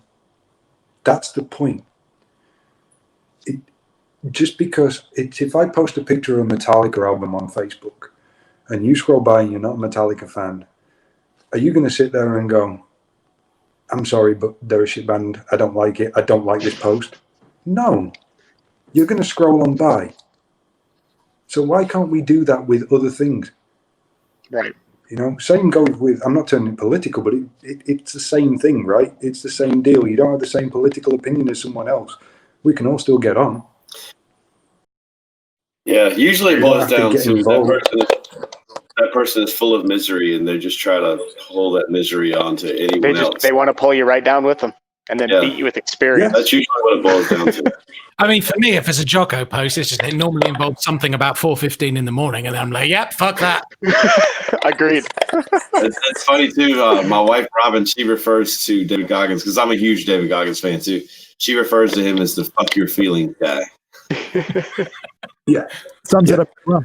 I'm reading Living with a Seal right now, and it's, to be honest, it's probably one of the best books I've read in the last year. It's that kind of seal. Just, not that kind of seal. I haven't put it down. I've probably been reading it for 3 days, and I'm about 120 pages in. I'm just blasting through this thing. It's not making me want to go, oh man, I want to be Goggins and I want to do this. It's just like, I'm reading it and going, okay, I'm going to go work out now. Now, admittedly, Lucy is scared by this, because every time I read anything by Goggins and then I go work out, it's normally a harder workout. As long as you don't have skin coming off of your hands from doing pull-ups, I think you'll be okay. Been there. Oh, I'm sure you have. That whole section of his Can't Hurt Me book, oh man, it made me queasy. Oh, yeah. It's insane. Yeah, but absolutely. That's, it's part of the workout element with the do something mentality for me, is that straightens this out. If I'm struggling up here to get my head around a situation, I go run. If I'm angry, and I don't get angry very often, but if I'm actually angry over something, then I want to go lift. Like, right now I can't because everything's closed, but I want to go deadlift. Like, deadlifting when you're angry is one of the coolest things you can do, especially, if you're up in the weight a little bit and you're just trying to get a little bit heavier and a little bit stronger. Yeah. But also if I'm angry, another element to this was the self-harm side of it, which I'm trying to tailor this to help people that suffer with self-harm, because I wanted to hurt myself to feel alive. After Laura died, that was one of my first things, was I want to push myself to the point I feel alive. I want to hurt myself. So I would do pull-ups until my hands bled, or I would do push-ups until I couldn't push any further. And that was my self-harm. And actually, the end result is you're actually looking better for doing it, and you feel better mentally for doing it. So it's taking that and changing it around again, turning something negative into a positive. So there's a lot of ways of looking at it. A lot of people do accuse me of, with the Do Something page, of being very physical, and it's like, no, that's all that works for me. That's hi, that's me. It's your do something. Exactly. You do what you need to do, right? So that's why I've done the January challenge on there right now. Like, do 7,000 steps a day minimum if you're not active. And if you are active, commit to working out at least 5 times a week, and then do a task, because that's the other thing. Things that play on your mind, things that you don't want to do. Maybe it might be your tax report. Maybe it might be you might want to sort out some paperwork that's been sitting there on the side for the last 6 months. They play on your mind and they make your already depressed state more depressed, because you look at it and you think, I need to do that, but I can't. So do it. Actually, I completely Make a start. because very often if I'm getting into my own head, like it's not full blown anxiety, but when I start to get those feelings, there's always a trigger. There's always something below it, and when it gets really bad, I'm like, fuck it, I'm going to deal with that now. And it is literally, I'm going to do something about it. So if it's a bill, if it's a letter, if it's a phone call, it just pushes me to go and make that thing go away. Deal with it. Or at least face the consequences 100%. of that thing if I've been hiding because I know it's going to be a tough conversation. No, I've learned I've got to have it out. Otherwise, if I don't get it clear, if I don't get it off my brain, it's just going to fester and fester. And I've had that where I just wake up at 6 a.m, lie awake for an hour, thinking about all those things. And it used to just drive me insane. Now I'll just get up and I'll go and deal with it. That's the only time I will get up in the morning. So you've gone through absolute hell, but now it seems like you're starting to find happiness. Yeah, I mean, you've got Lucy in your life. You wore matching pajamas on Christmas. You're that guy now. I am indeed. So we're again. This is. I've had to learn to not let what other people think and feel affect me through this, because people have their own opinions of how you should grieve, how you should move on with your life, and the kind of hard part was realizing that there were people out there that thought me moving on and meeting Lucy was a negative reaction towards Laura, and it's not. The first thing I can say honestly on this podcast, and as I address everyone who watches this, I spend more time talking about Laura to Lucy than anyone knows. Like, we share stories about things we did, where we've been, people we've met, what we've done together in terms of where we've lived, America, the various houses, how bad certain places were that we lived together, and as well as all the traumatic times. Like, if I suddenly go, I need to talk, we'll just sit down, have a coffee and talk. And it can be about Laura, it can be about Macy, it can be about Ray, any of those situations, anything at all to do with all of the girls.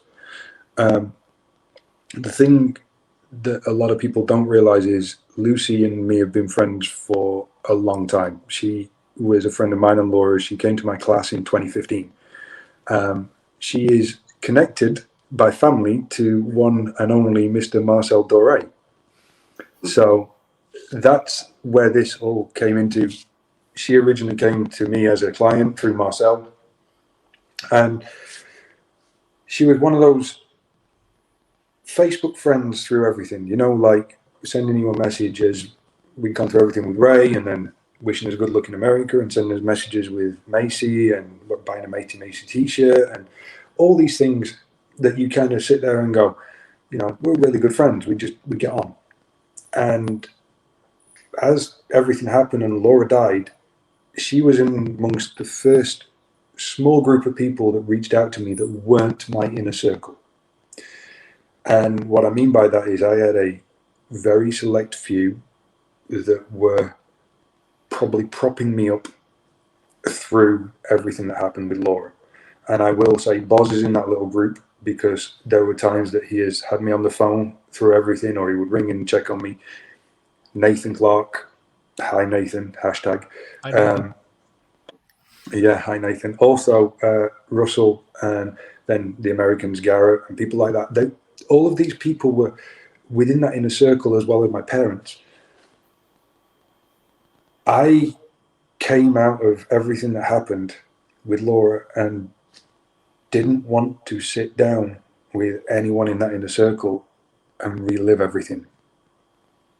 I had a weird mentality where all I wanted to do, I wanted to talk about everything that had gone on, but I didn't want to do it to everyone that had been through it with me. And I wanted to go out with other people. So I started to go out and socialize with different people.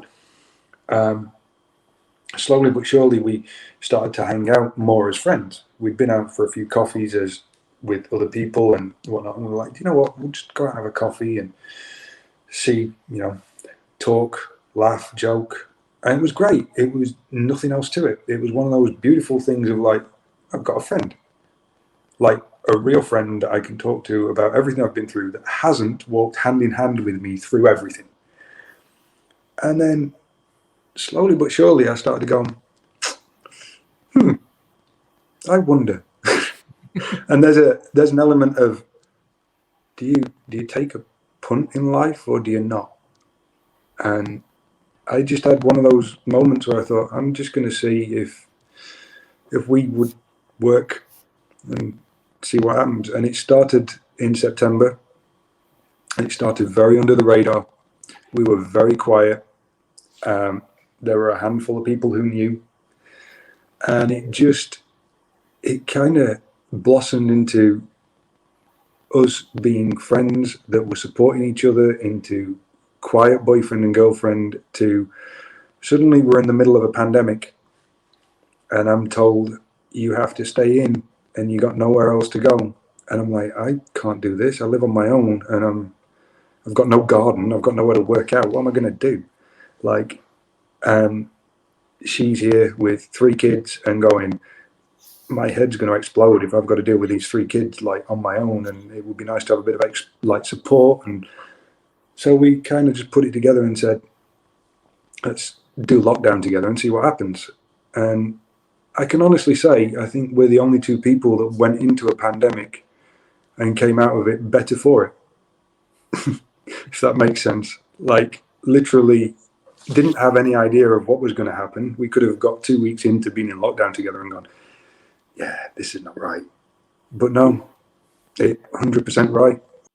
And then I think quarantine has taught a lot of couples that they're better roommates than they are husband and wives, honestly. Like, when you have work and you have all this stuff that keeps you busy, then you all of a sudden have to spend all your time together. It's led to a lot of, truths about their relationship. Yep. So it's cool that you guys found that it actually worked better. Yeah. And she's as crazy as me with working out.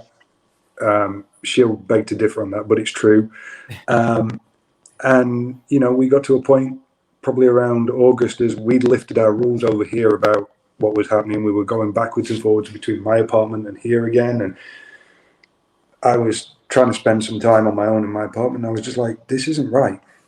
So we officially moved in together and just said, right, that's it. That's where it's going. And then as time went on, I was like, I know how short life is. I know what can happen in the blink of an eye. Yeah. And I don't want to pass opportunities up. And I've spent a long time in my life chasing things, like literally chasing dream jobs and chasing positions and always feeling like I'm on the go. And I want to just slow down a little bit. And so I took the opportunity and decided to pop the question on the 13th, Friday the 13th of November, looking for some. Yeah, and she said yes. So we're officially engaged. There you go. Yes. There it is. Wow. Anyone would think you had that queued up, Boz. I may have stalked her Facebook. My bad. Had to steal the picture. No stalking needed. Yeah, but no, it's really good. And that's what I mean about me actually owning up to the fact that I'm now happy. For a long time, if anyone out there is listening to this that's gone through losing a partner, a long time you'll feel like, should I? Shouldn't I? Where's my head at? Where are they at? What would they think if I saw them now? The funny thing is, like I said, Laura told me she was going to put me on Tinder. So I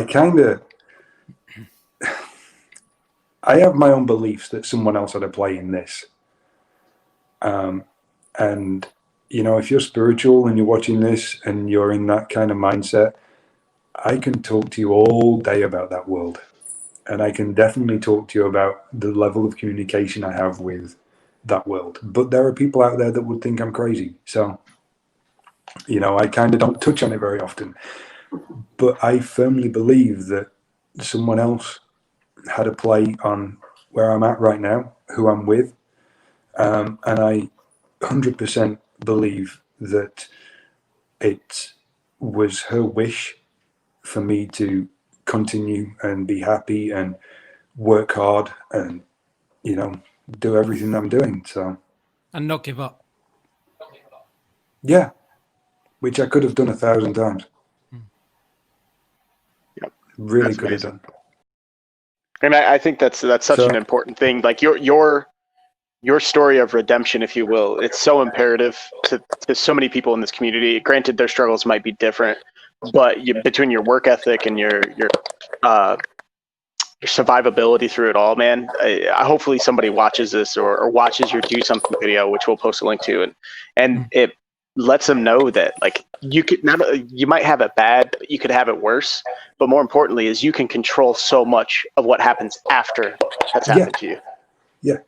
Yeah, you can, and you have to just remind yourself that you're still alive. That's Absolutely. the be all and end all. If you wake up in the morning, open your eyes and take a breath, you're alive. And I'll say it again, I know how short life is and how short it can be. Don't let it pass you by. Awesome. Not at all. I think Brian's got one really important question. Well, if I need to know, is there a 5-year-old one first, or? There's no 5-year-old questions today. All right, fair enough. Then I have one question to add a little bit of levity to this. Every week we always ask somebody a fist fight question. So who's going to win in a fist fight? Your boss, Diamond Dallas Page, or the best rock star on the planet, Dave Grohl? Oh my God. Who, incidentally, if you listened to the show earlier, are both Satan. Okay. So it's a Tenacious D reference. Yes, Tenacious D from. Yeah. Oh man. If we were going to go on physicality and build, it's got to be Dallas. Win. First time. But if we were going to go, on the sheer power that can be generated from that man's left hand and right hand on a guitar and a drum kit, a rock off, I would if go you with will. Dave Grohl.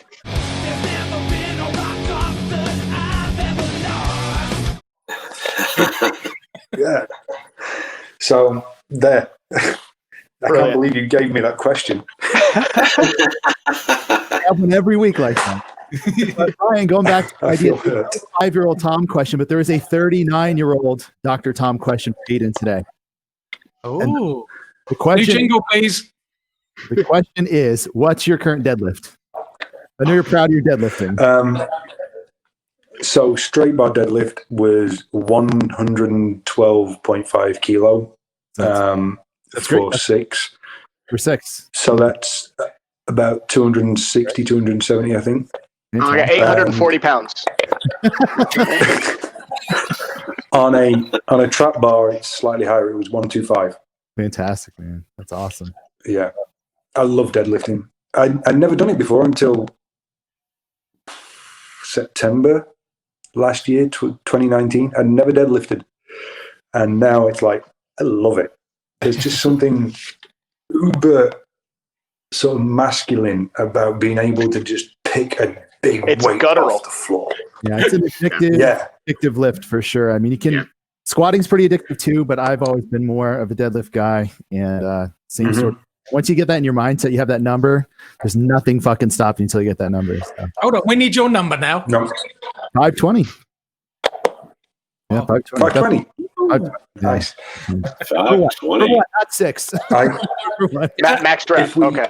And guess what? That's never going to happen again because I almost died that day. So, Was that pre or post jacked? that was pre. If we come out of a lockdown situation and everything reopens, I will 100% set my target on trying to get 200 by this time next year. Oh yeah, man, that's awesome. So, yeah, but I need to eat right. That's my other thing. My nutrition was off for so long. I lost too much weight, so I'm trying to go back up right now. The beard helps; it adds a few pounds. But then you take it off on the sides. It's all good.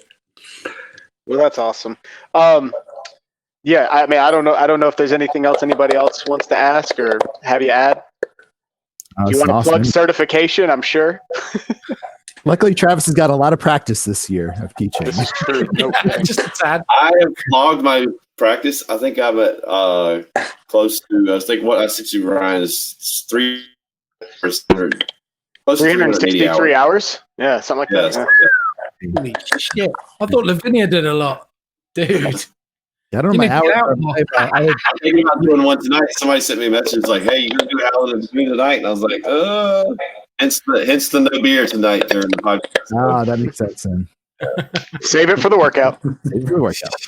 Good. So this is traditionally where we get into Tom's nutrition segment. Now, we always offer our guests the opportunity to stick around. There is no obligation. I know time is tight for you, Haydn, so if you need to get off, we will not take it personally. I am going to take the opportunity to say goodnight. Okay. So life is getting back to semi-normality here tomorrow, so I need to be on task.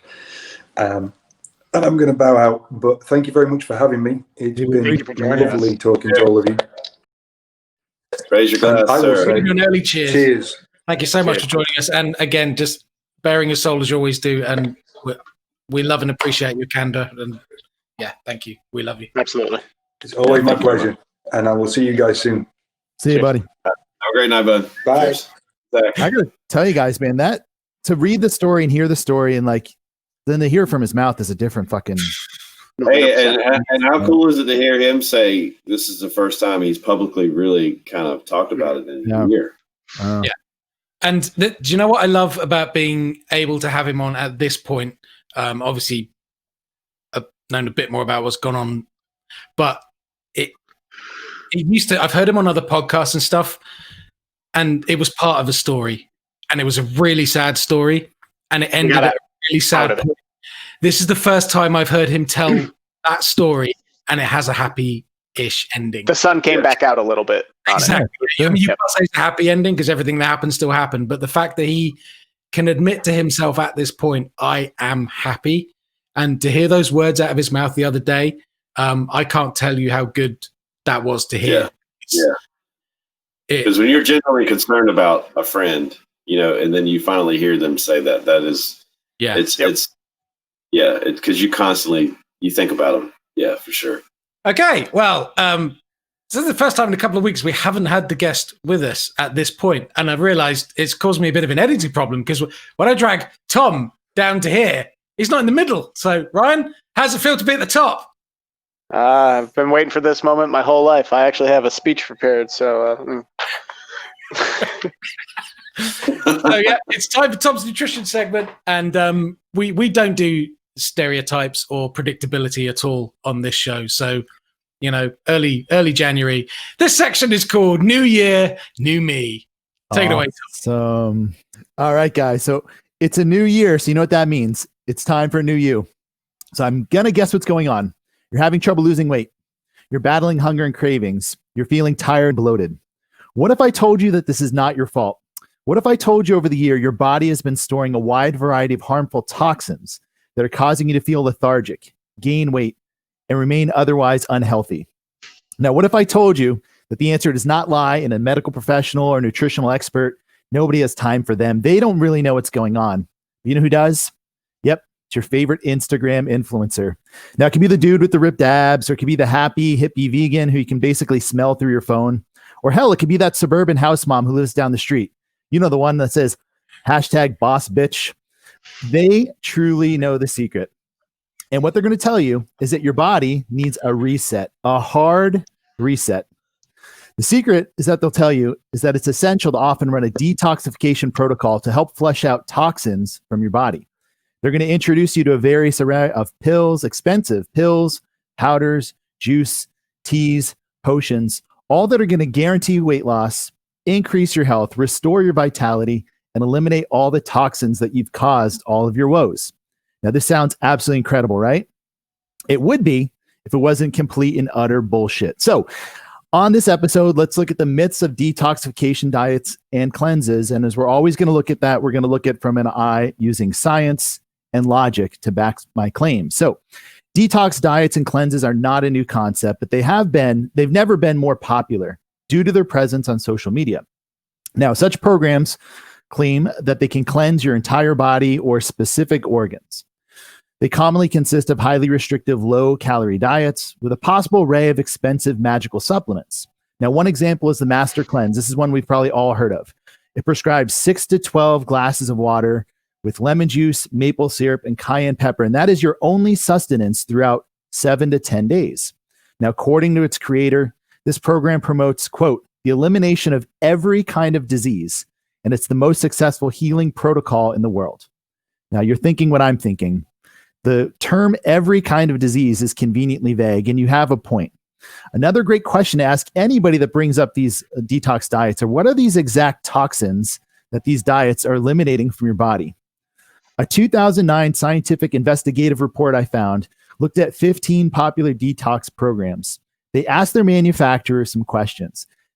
None of them had a clear-cut list of harmful substances that are being eliminated from their diets, and not 2 manufacturers even define the word detox in the same way.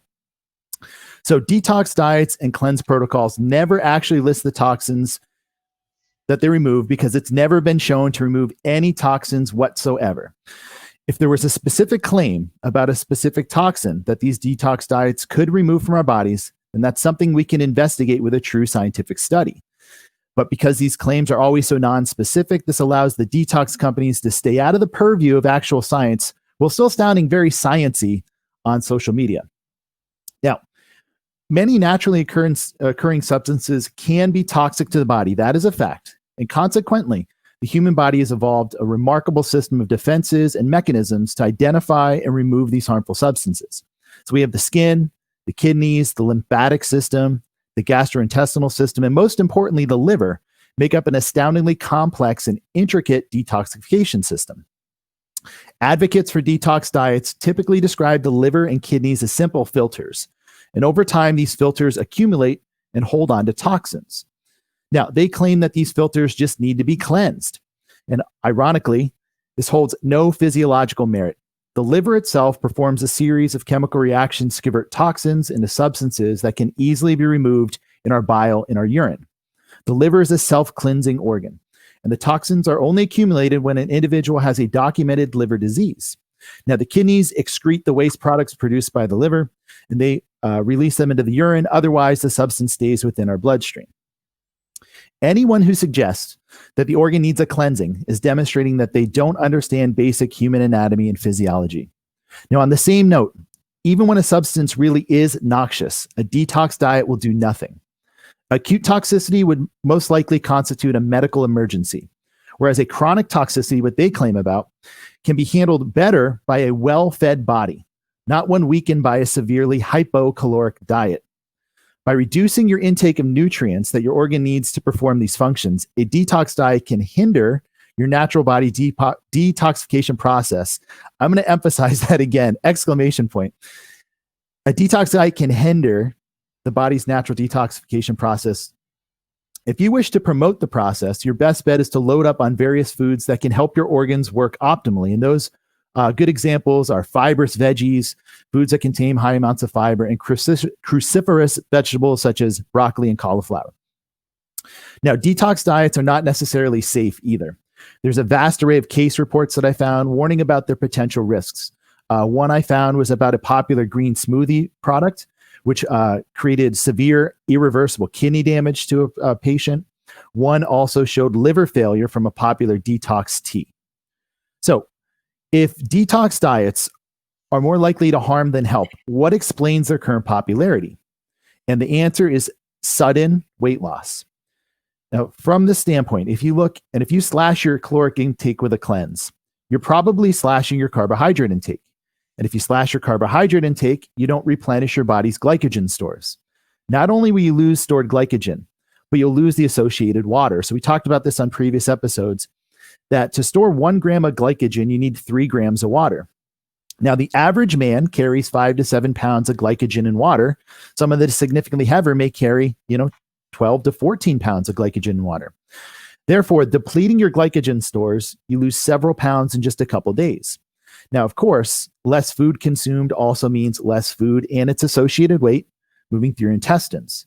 Now, many cleanses also have a laxative effect, eliminating any waste from your bowels, giving you the appearance of a flatter stomach. So what's the overall result? Spectacular weight loss and a smaller waist, but only in the short term. When the diet ends, you resume your regular eating habits. However, the glycogen and associated water come rushing back in, and those pounds and inches you shed come right back on your body. So I found this really, really great scientific review. And what it does, it goes over several popular detox diets. This was published in the Journal of Human Nutrition and Dietetics. This included the Master Cleanse. It included Dr. Oz's 48-hour weekend cleanse and 15 other detox protocols. They state, quote, "At present, there is no compelling evidence to support the use of detox diets for weight management and removal of toxins from the body. Considering the financial cost to consumers, unsubstantiated claims, and potential health risks, they should be discouraged by all health professionals and subject to regulatory review and monitoring." Now, this is the closing paragraph of the study. Quote, "Although it is plausible that the energy-restricted detox diets are able to produce short-term weight loss, it is unclear whether these diets are useful for maintaining healthy weight loss in the long term. There's a vast array of alternative diets that contain adequate protein and micronutrient levels while facilitating weight loss, which begs the question of whether detox diets have any utility at all. Consumers should be made aware that weight loss claims of these detox products are not supported by any clinical evidence." So I have something you guys think about. If you're out there thinking about doing a detox diet, understand the science. If you're out there and you're selling detox diets, we see them every day, fucking stop it. You're full of shit. This is the only thing that gets me mad. This is one of those things that you can really, really harm somebody's body. You can ruin their entire body for a life based on the fact that you feel like you're selling them a dream that they're going to lose all this sudden weight loss. There's some people that I felt like I was respecting as people until I saw them selling these diets, and it is just absolutely abhorrent. So, guys, use your mind, use science, use logic. Does the body need to be detoxified if you have healthy livers, kidneys, and skin and gastrointestinal tract? You don't. So that's my rant. And if you're selling those diets, stop it. Thank you. Fantastic. I love it. Went hard. But I'm glad you finally covered it, Tom. But in all seriousness, if somebody would like to detox their body, go ahead and hit up Burn the Boats Fitness on Instagram. He sells the best coffee enemas in town. All you'll need is 1 bottle of magnesium citrate. Drink that bitch straight up. It'll clean you right out. $2. $2 at your local CVS. Serious topic, guys. We see this at the beginning of every single year. Yep. We see every influencer showing that picture of the person doing the 5-day cleanse where their waist is this big in the picture and then it's this big. Where's the picture the next day when they eat the pizza? I want to see it because they're going to gain all that weight back and they're going to feel terrible. So the scale will go down. Your waist will look better, but you have just basically flushed money down the toilet. That's all you've done and potentially harmed your body for the entire rest of your life. And quite a bit of glycogen by the sounds of it. Yeah. Awful. Anybody have any questions or anything they want to bring into that? Because I know it's a fun topic. I just want to. Yeah. Big fan. Good on you. Cool. The difference with Tom, like I was going to mention the Hulk thing, because the Hulk is "Don't make me angry. You wouldn't like me when I'm angry." Apparently, with Tom, you'll still like him even when he's angry. Yeah. There's not too much these days. Like Haydn was talking about this earlier, and you age and you just kind of get more mellow and you see things and you just let them go. And I can see this shit all day long, and I can see all the other supplements and I can see all the other things, but the cleanses, man, The detoxing, it just is crazy. I don't know if you remember, there used to be these little pads you put on the bottom of your feet, Yeah. pulled the toxins out of your body. Really? And it had activated charcoal in it. So basically, when you sweat, the charcoal, It turned it black. it turns it black. So they tell you that it's toxins coming out of your body. It's just charcoal reacting. They make peels on there that you put on the bottom of your feet, and it helps get rid of calluses, and that's great. Except for until you go to do yoga with fresh skin. Ain't happening, right? Yeah, Oh, so right. it's good for you. So obviously it's been, the guest segment was a little bit longer than normal. We're probably just going to close out here. There's one thing we didn't mention with Haydn, which I'm kicking myself for now. Obviously, we did touch on it earlier that the Relentless film came out. Oh yeah, yeah. Last week. Yep. Very well to when we're recording this anyway. And if you don't know what that is, that's the story of Dallas basically developing DDP yoga and, as he says, creating an overnight success in 8 years. And Hayden's in there, so he's a famous now. He's on Amazon, US and America. I don't know where other territories. Canada, apparently. That's Currently, it's only in places that speak English because they can't get it to play in other countries until it is subtitled in that language. Oh, So they won't get Canada until they offer French subtitles. Oh, interesting. I did wonder about Canada, right? we- But what I think a lot of us knew this movie was in the works. It has been for quite some time. Dallas explains that himself because various reasons. What we weren't expecting is at the end, I'll put a screenshot of it up here, but if you don't want spoilers, turn this off because I'm not going to spoil this for anyone. So if you haven't seen the movie yet and you don't want to know, skip forward 30 seconds. But at the end, before the credits roll, it says this basically is a dedication to Laura, which, yeah, it broke me. Won't be ashamed to say that, but it was a lovely touch, and I know Haydn super appreciated it as well because he wasn't expecting it. So yeah, nice touch, guys. It was a rare moment in my life where I was weeping and applauding at the same time. Yeah, I was as well. I just clapped over my head. Yeah, to say round of applause to Nathan Mowry. He did a great job. We kind of talked about the film a little bit, but that bit, actually the bit that caused the delay of the film, that was supposed to come out last year. And then that's when Dallas decided he's going to do all the stuff with AEW, and they put it on hold because they kind of wanted to sort of like what we had talked about with Haydn, offer that happy ending, if you will, instead of just a stunted story. And so the last 18 months was filmed, and what a great final third of the film. Fantastic. Yeah. Really get to see him blossom as a director. He's a hell of a director. He just had another film come out that was produced by Chris Jericho called "I'm Too Old for This Shit." You can find that on iTunes, and it's about a rock band that decides to reform and play one more concert. Great Please film. tell me it's narrated by Danny Glover. What's that? Is it? No, Narrated by Danny Glover. If only. Oh, I fucking fell for that. I've never lived that one down. Is that a Lethal Weapon reference? So yes. Yeah. Well done, Travis. You got me. But yes, great film, great dedication there at the end.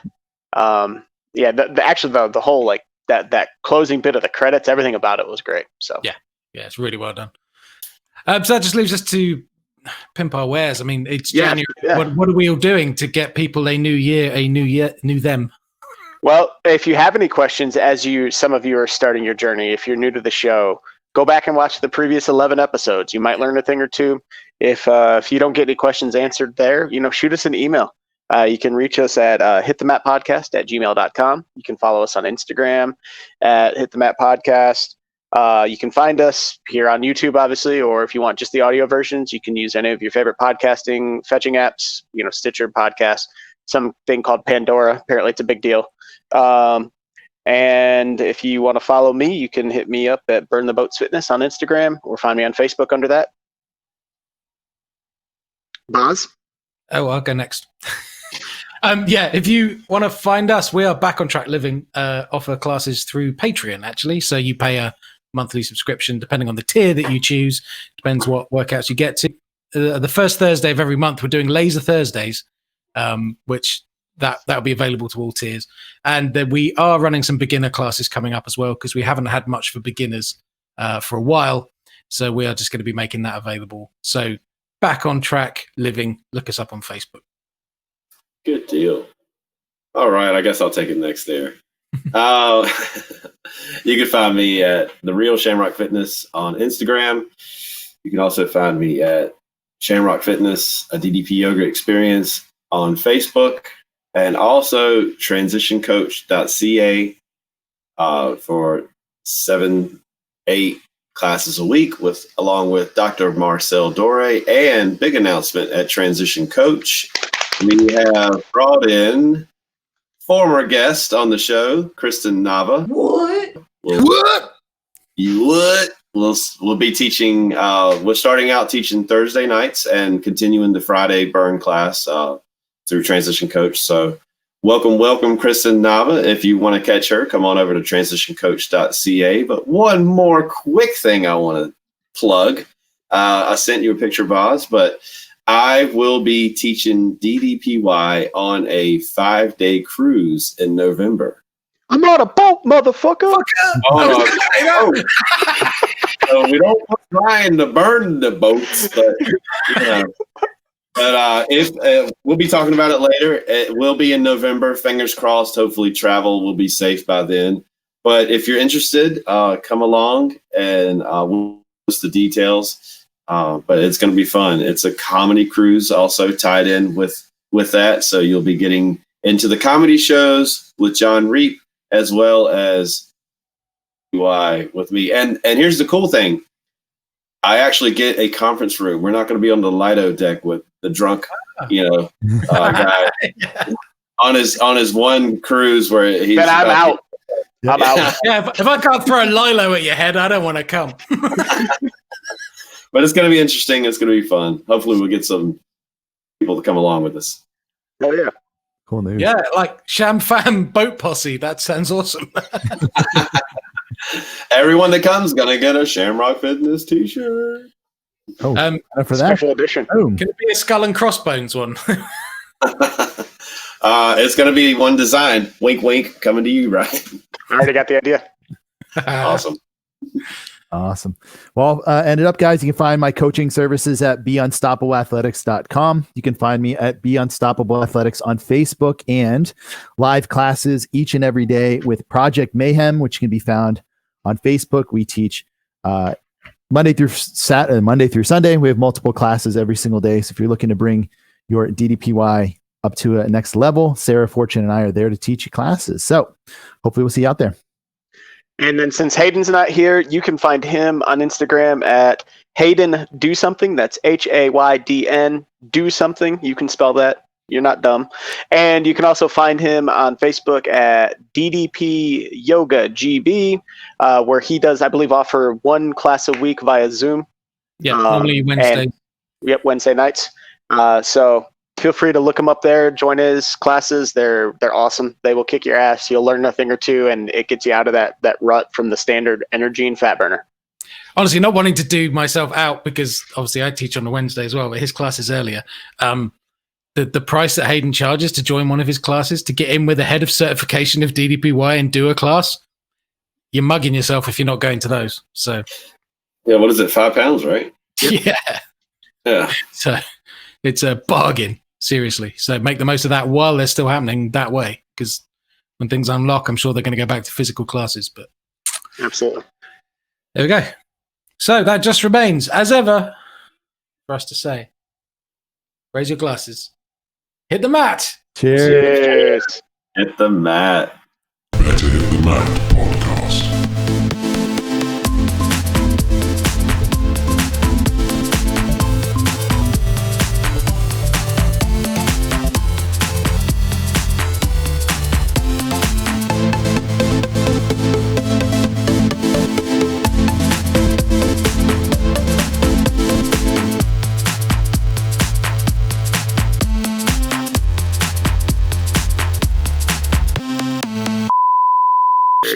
Do we sound sexier than normal? Travis, not only do you sound sexy, you look sexy. And Boz, sounds like a power hour. Get a goddamn haircut, you hippie. I've had one. I'm joking. It looks good, man. Looks good. I thought you were going to call him a Yeti. No, shit, right. Damn Yeti. Is that picture of you on the motorcycle from the other day? What the fuck? Oh my God. I never in a million years would have guessed that was you. Million years. I know. That was an awesome picture. I just want to know what industrial metal group you were in. 100%. I'd at least like to check out your early stuff. I was probably listening to Nine Inch Nails around the time. Mainly Sepultura, though, I I think. imagine it was very, very see. disturbing. I can get down with some Sepultura. We had the Christmas class, and then we had the New Year's class, and DDP stopped by on both. And Wait, Travis had a Christmas class? I don't know. It wasn't advertised though. Didn't hear about No it. one talked about it. There was a poster on a fucking tree outside of my house with it stamped on there. I got a fucking owl from like Hogwarts, and it was literally just unrolled that bitch, and I was like, "Near in Flanders." Ooh. Ernie Oh, God, like, now you mention it, there was a guy at the end of my street spinning one of those arrows. Exactly. Steve says, great episode, and thanks to Stacy for sharing. On the body positivity front, listen to another podcast this week where the main That's what they call a Freudian slip. All right. Let's fucking start that over. Yeah, dude, that's an outtake. Thank you.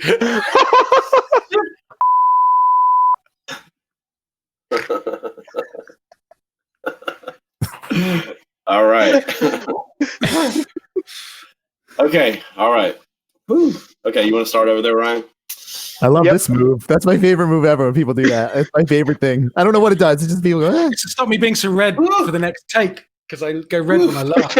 That's actually what he does in his workout. So when he starts getting to the red zone, he just goes right back down. his heart rate just drops right back down. Ooh. Okay. All right. You sound like a Dalek. It's pretty cool. Is it any better if I do it that way? Oh, yes. Ooh. Way better. Yeah. Yeah. There's the number one voice in the community right there. I was just going to get you to say exterminate. We missed We'll the move chance. And then the Here lighting we go. starts. You can edit this out, right? Oh yeah. We're live, pal. No edit. No edit. Oh man. Have you not seen? There's no editing. But I was like, fuck all of you guys. All I do is edit. I spent I'm 5 out. hours. If there's no editing, I'm just going to strip right now. I'm gonna go jump and take a quick piss. I'll be right Yeah, back. I'm busting as well, actually. I was dying. You're gonna dude, jump so- while pissing? Uh-oh. Do we lose his audio? Yeah, see, that's because Travis gives me shit for walking out of the room and making noise, so I muted myself. It's time for a new you. I'm gonna. You're battling hunger and cravings. You're feeling tired and bloated. Sorry, Tom. My bad. Click the Who wrong- made you disappear? Oh, so I switch over to like my sheet, so I never see what's going on during that show. All I hear is giggling sometimes, and I don't know if out or something or. Okay, just for clarity, when you're running the boards here, the remove from the room button is right next to the fucking solo layout button, which makes you big on screen, and I mistapped. It pisses me off when I'm texting and I'm texting super fast and I'll hit the button beside the space bar, which is the emoji button, and I hit it twice, right? And then it sends a stupid GIF to someone. Like I did it to my VP of sales. I sent him this GIF of this mustache going up and down. Well, it's funny because I didn't know if that was Hayden's lag or ours. So I went down and I told Robin, I said, get off the Wi-Fi right now. Hell yeah. So I think you're probably the first one. Hell yeah. I'll get me a frame made or some shit. Hang it up. First one on a boat. Put that, Ryan. I burned the boats on a boat, motherfucker. I burned the boat before you burned the boat, pal. I'm on a boat, motherfucker. Take a look at me. Oh.